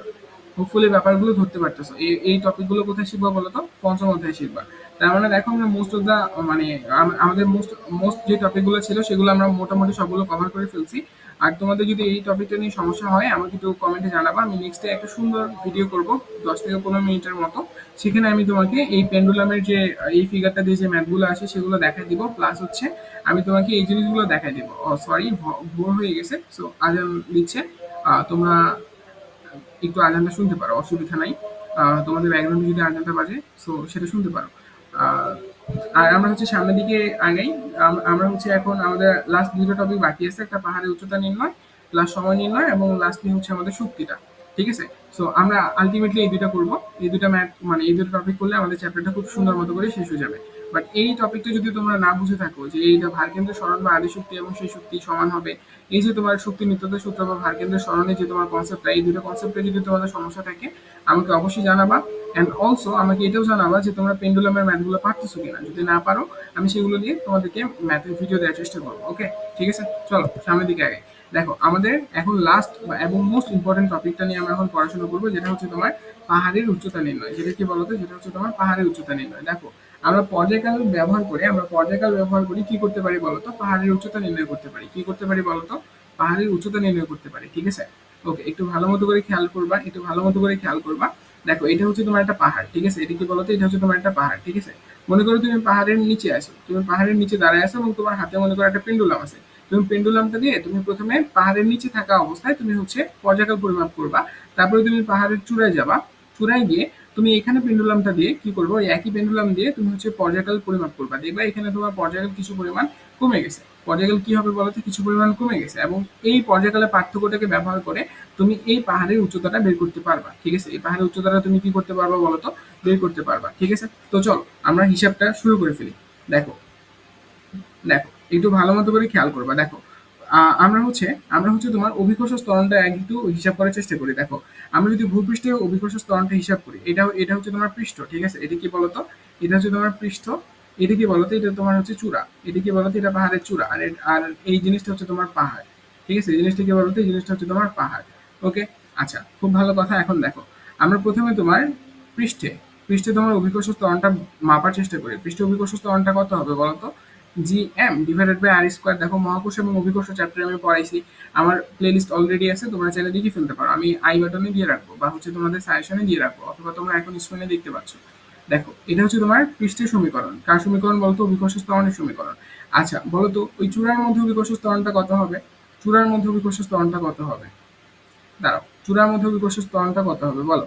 চূড়ার মধ্যে অভিকর্ষ ত্বরণটা হবে GM ডিভাইডেড বাই কি বলতো, R+H এর উপর হোল স্কোয়ার, তাই না? দেখো এই জিনিসগুলো কিন্তু তোমরা জানো, এই জিনিসগুলো কিন্তু তোমরা জানো। আচ্ছা এখন যদি তোমরা এক মানে 1 নম্বর সমীকরণটাকে 2 নম্বর সমীকরণ দ্বারা ভাগ করো, বা 2 নম্বরটাকে 1 নম্বর দ্বারা ভাগ করো, যেটা করো না কেন করলেই হয়েছে, যেটা করো না কেন করলেই হয়েছে। ঠিক আছে, আচ্ছা আমি কি করলাম, আমি মনে করো 1 কে 2 দ্বারা ভাগ করতেছি, 1 কে 2 দ্বারা ভাগ করতেছি। ঠিক আছে, এটা যদি করি তাহলে কি পাবো বলতো, উপরে পাবো হচ্ছে আমি পৃষ্ঠ, নিচে পাবো আমি হচ্ছে তোমার কি বলতো চূড়া। এবং তুমি যদি ভাগ করে দেখো তাহলে তুমি দেখবা এটা ভাগফলটা আসবে 1+H ডিভাইডেড বাই আর এর উপর হোল স্কোয়ার। তুমি একটু ভাগ করে দেখিও, দেখবা এটাই আসতেছে। দেখবা কি কি কি আসতেছে বলতো, এটাই আসতেছে। ঠিক আছে, দেখবা এটাই আসতেছে। তো এখান থেকে তুমি লিখতে পারবা কি বলতো, এখান থেকে তুমি লিখতে পারবা যে H ডিভাইডেড বাই, দাঁড়াও, এখান থেকে তুমি লিখতে পারবা 1+H divided by r equals to √r g পৃষ্ঠ ডিভাইডেড বাই জি চূড়া। ওকে, এই জিনিসটা তুমি লিখতে পারবা, এই জিনিসটা তুমি কি করতে পারবা বলো তো, লিখতে পারবা, তাই না? এই জিনিসটা কিন্তু তুমি চাইলে লিখতে পারবা। আচ্ছা এখান থেকে তুমি যদি এইচ কে আলাদা করো, এখান থেকে তুমি যদি এইচ কে আলাদা করো তাহলে তুমি কি লিখতে পারবা বলো, তাহলে তুমি লিখতে পারবা আর ইন্টু √r জি পৃষ্ঠ ডিভাইডেড বাই জি চূড়া -1 করে দেখিও, তোমরা তোমরা এটাই পাবা। ঠিক আছে, তোমরা হচ্ছে এটাই পাবা, করে দেখো এটাই আসবে। ওকে, একটু ভালো মতো করে এখন একটা জিনিস লক্ষ্য করবা।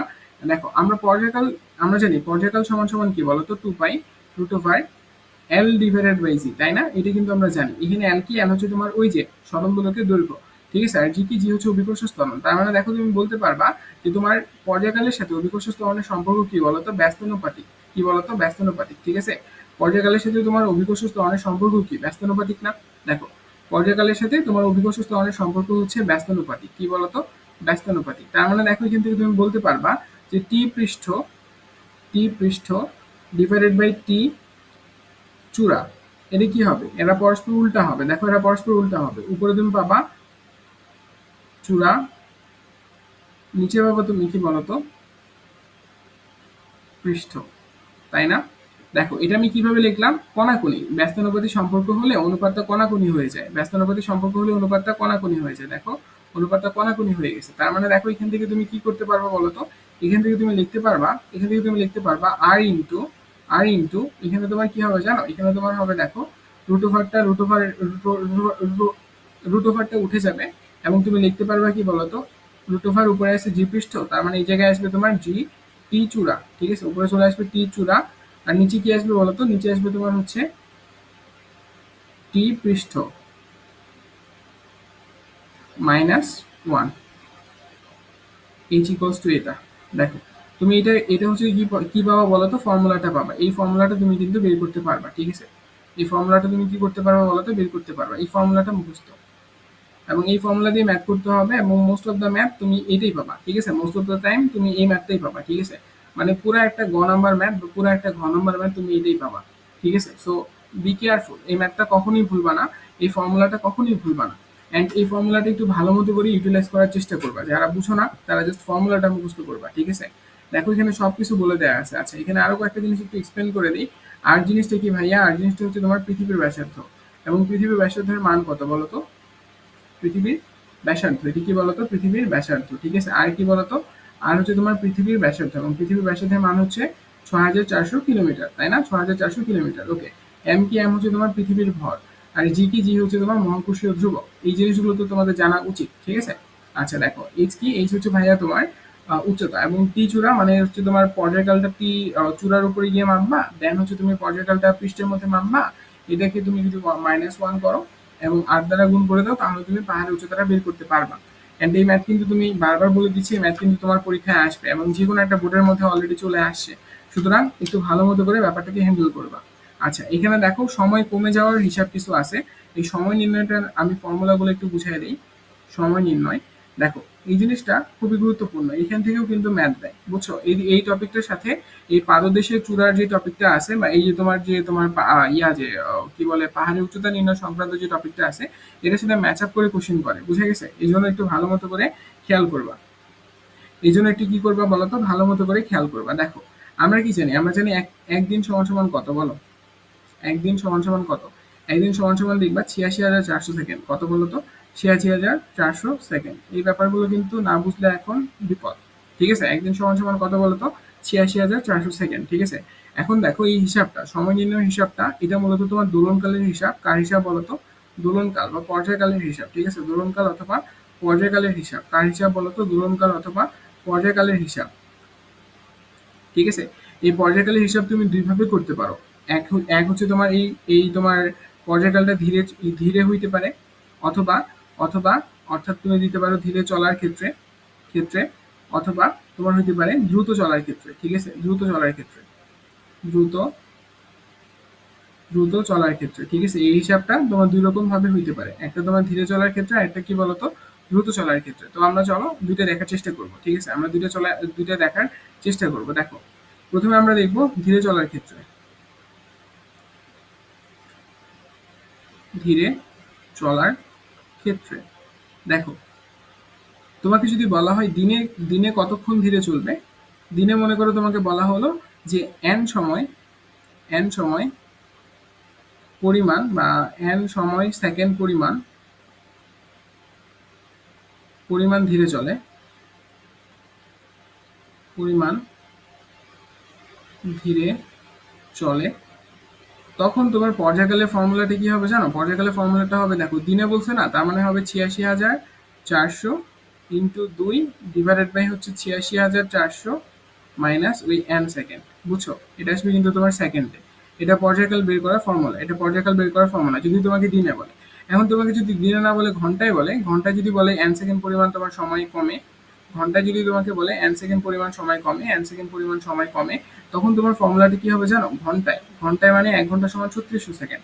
৩৬০০ ইন্টু ২ ডিভাইডেড বাই কি হবে বলো তো? ৩৬০০ মাইনাস এন এস। এটা হচ্ছে তখন তোমার পর্যায়কালের ফর্মুলা হবে। তোমাকে যদি মিনিটে বলে, তখন এখানে ৩৬০০ জায়গায় ৬০ করে দিবা। বুঝতে তো পারতেছো আমি কি বুঝাতে চাচ্ছি? তোমরা তো আর বোকা না, তাই না? দেখো তার মানে দেখো এন সময় এন এন সময় মানে সেকেন্ড, সেকেন্ডে দেয়া থাকবে। মানে তুমি এখানে এই ফর্মুলাতে তুমি হচ্ছে সেকেন্ডে বসাচ্ছ যেহেতু, তার মানে তোমাকে অবশ্যই এই সময়টাকে সেকেন্ডে দিতে হবে। অবশ্যই অবশ্যই ফর্মুলাটাতে সেকেন্ডে তোমাকে এন এর মানটা দিতে হবে। তোমাকে যদি বলা হয় যে ১ মিনিট ধীরে চলে, ১ মিনিট ধীরে চলে, তাহলে তুমি এখানে 60 সেকেন্ড বসাবা, এন এর মান 60 সেকেন্ড বসাবা।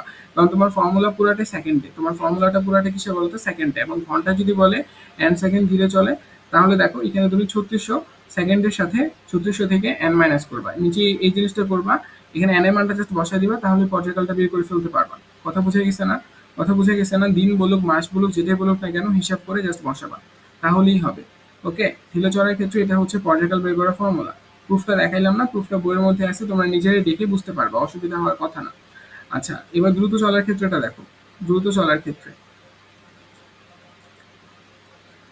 দ্রুত চলার ক্ষেত্রে, ঠিক আছে? দ্রুত চলার ক্ষেত্রে তুমি একটু ভালো মতো করে মাথায় রাখবা, দ্রুত চলার ক্ষেত্রে একই জিনিস পর্যায়কাল যদি তোমাকে বলে দিনে দিনে n সেকেন্ড দ্রুত চলে দ্রুত চলে, তাহলে এর ফর্মুলাটা হবে t ইকুয়ালস টু ৮৬,৪০০ ইন্টু ইন্টু 2, ওয়েট ৮৬,৪০০ ইন্টু 2 ডিভাইডেড বাই হচ্ছে ৮৬,৪০০ প্লাস n এত সেকেন্ড। যদি তোমাকে ঘন্টায় বলে তাহলে তো বুঝতে পারতেছো, যদি বলে ঘন্টায় n সেকেন্ড দ্রুত চলে, তাহলে হবে t ইকুয়ালস টু কি বলতো ৩৬০০, দাঁড়াও জাস্ট এ মিনিট, একটু আমাকে চেক করতে দাও। ওকে, ঠিক আছে, সব ঠিকঠাক। দেখো এখানে তাহলে হবে ৩৬০০, একটু ৩৬০০ ইন্টু 2 ডিভাইডেড বাই হচ্ছে ৩৬০০ মাইনাস প্লাস n এত সেকেন্ড। বুঝতে পারছো না? দেখো ধীরে চলার ক্ষেত্রে এবং দ্রুত চলার ক্ষেত্রে তোমার পর্যায়কাল বের করার ফর্মুলাটা কিন্তু এইগুলো। একটু তোমরা প্রুফটা বই থেকে দেখে নেবা, তাইলেই হবে, অথবা তোমরা ডিরেক্ট আমার ফর্মুলাগুলো বসে দিতে পারো, হয়ে যাবে, অসুবিধা নেই। ওকে, তো এখানে আরেকটা জিনিস একটু দেখবো যে সেকেন্ড দোলক, ঠিক আছে? কি বলতো সেকেন্ড দোলক? সেকেন্ড দোলক জিনিসটা কি? যে যার বা যে সরল দোলকের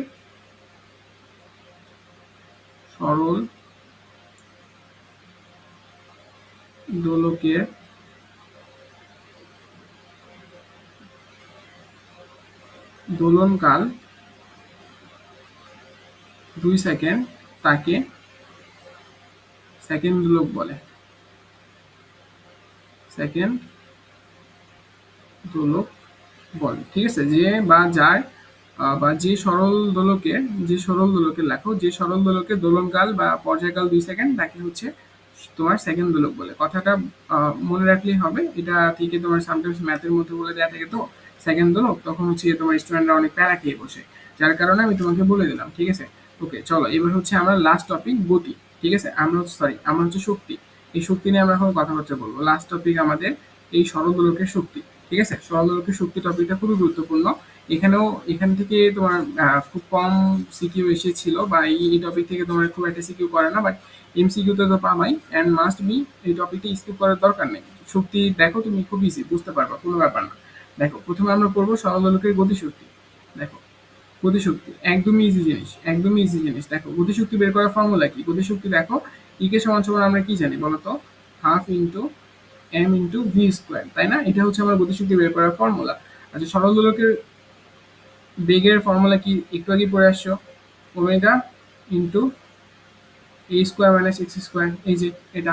তার মানে দেখো তোমার সরল দোলকের শক্তি কি হবে? Half into m into V square, এখানে বসাও, তাহলে কি হবে? ওমেগা স্কোয়ার এ স্কোয়ার মাইনাস এক্স স্কোয়ার। এই যে এটাই হচ্ছে কি বলতো, এটি হচ্ছে তোমার সরল দোলকের শক্তি নির্ণয়ের ফর্মুলা, m ওমেগা স্কোয়ার এ স্কোয়ার মাইনাস এক্স স্কোয়ার। দেখো তো আবার তুমি বলতে পারবা কি, k equals to m omega square. এই কে কি ছিল? স্প্রিং ধ্রুবক ছিল না? স্প্রিং ধ্রুবক সমান সমান এটা লিখতে পারো, এখান থেকে তুমি লিখতে পারবা হাফ ইন্টু কে এ স্কোয়ার মাইনাস এক্স স্কোয়ার। দেখো এটা এটা একই সাথে তোমার হচ্ছে স্প্রিং ধ্রুবকের মানে স্প্রিং এর গতিশক্তি, আবার একই সাথে এটা হচ্ছে তোমার সরল দোলকের গতিশক্তি। কথা বুঝছো?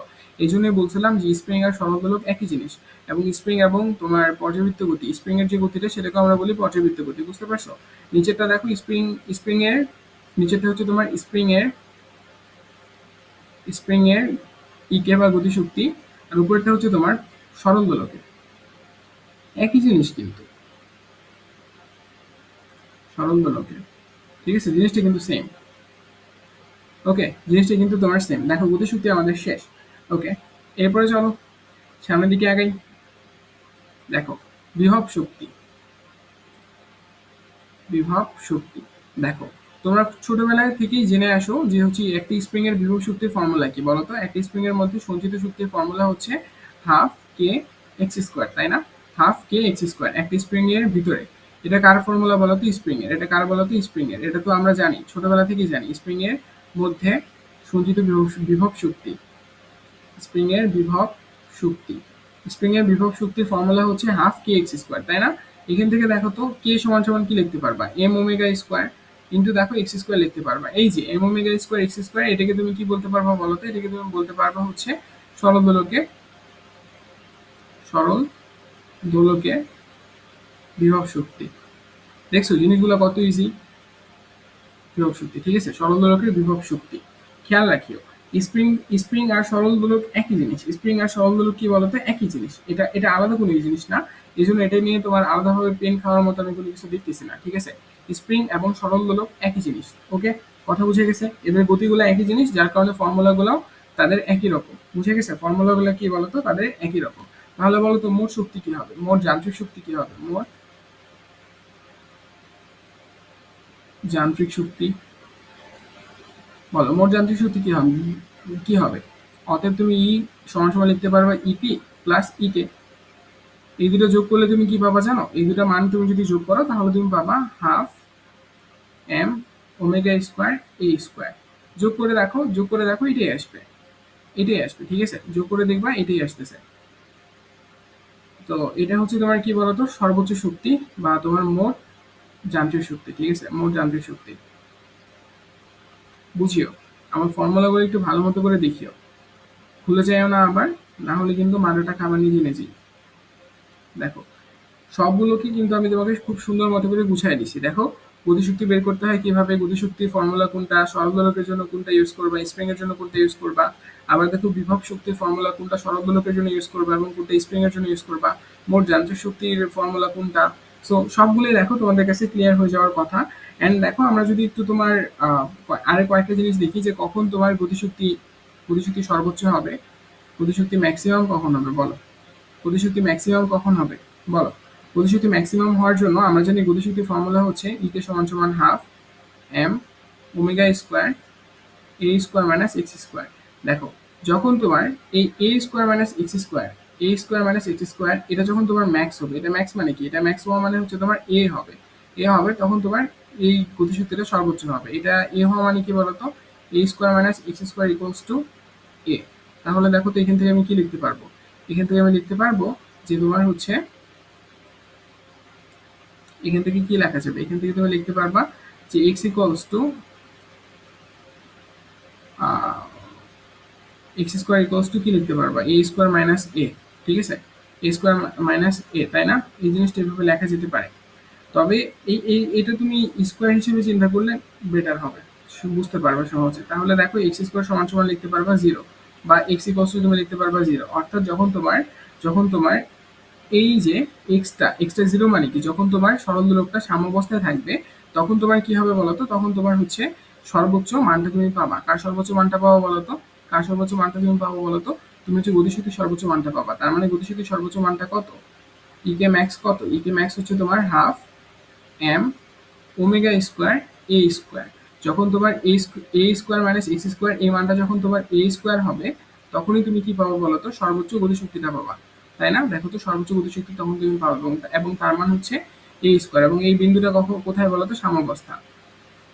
তার মানে সাম্যাবস্থায় কোনো সরল দোলকের গতিশক্তি সর্বোচ্চ হয়, ঠিক আছে। গতিশক্তি কি হয় বলতো, সর্বোচ্চ হয়। এবং মনে রাখবা বিভব শক্তি সাম্যাবস্থায় সর্বনিম্ন হয়। সর্বনিম্ন কোথায় হয় বলতো, বিভব শক্তি সাম্যাবস্থায় সর্বনিম্ন হয়। তাহলে বলো তোমার হচ্ছে ইকে মিনিমাম পাবো কোথায় বলো, ইকে মিনিমাম আমি পাবো কোথায়?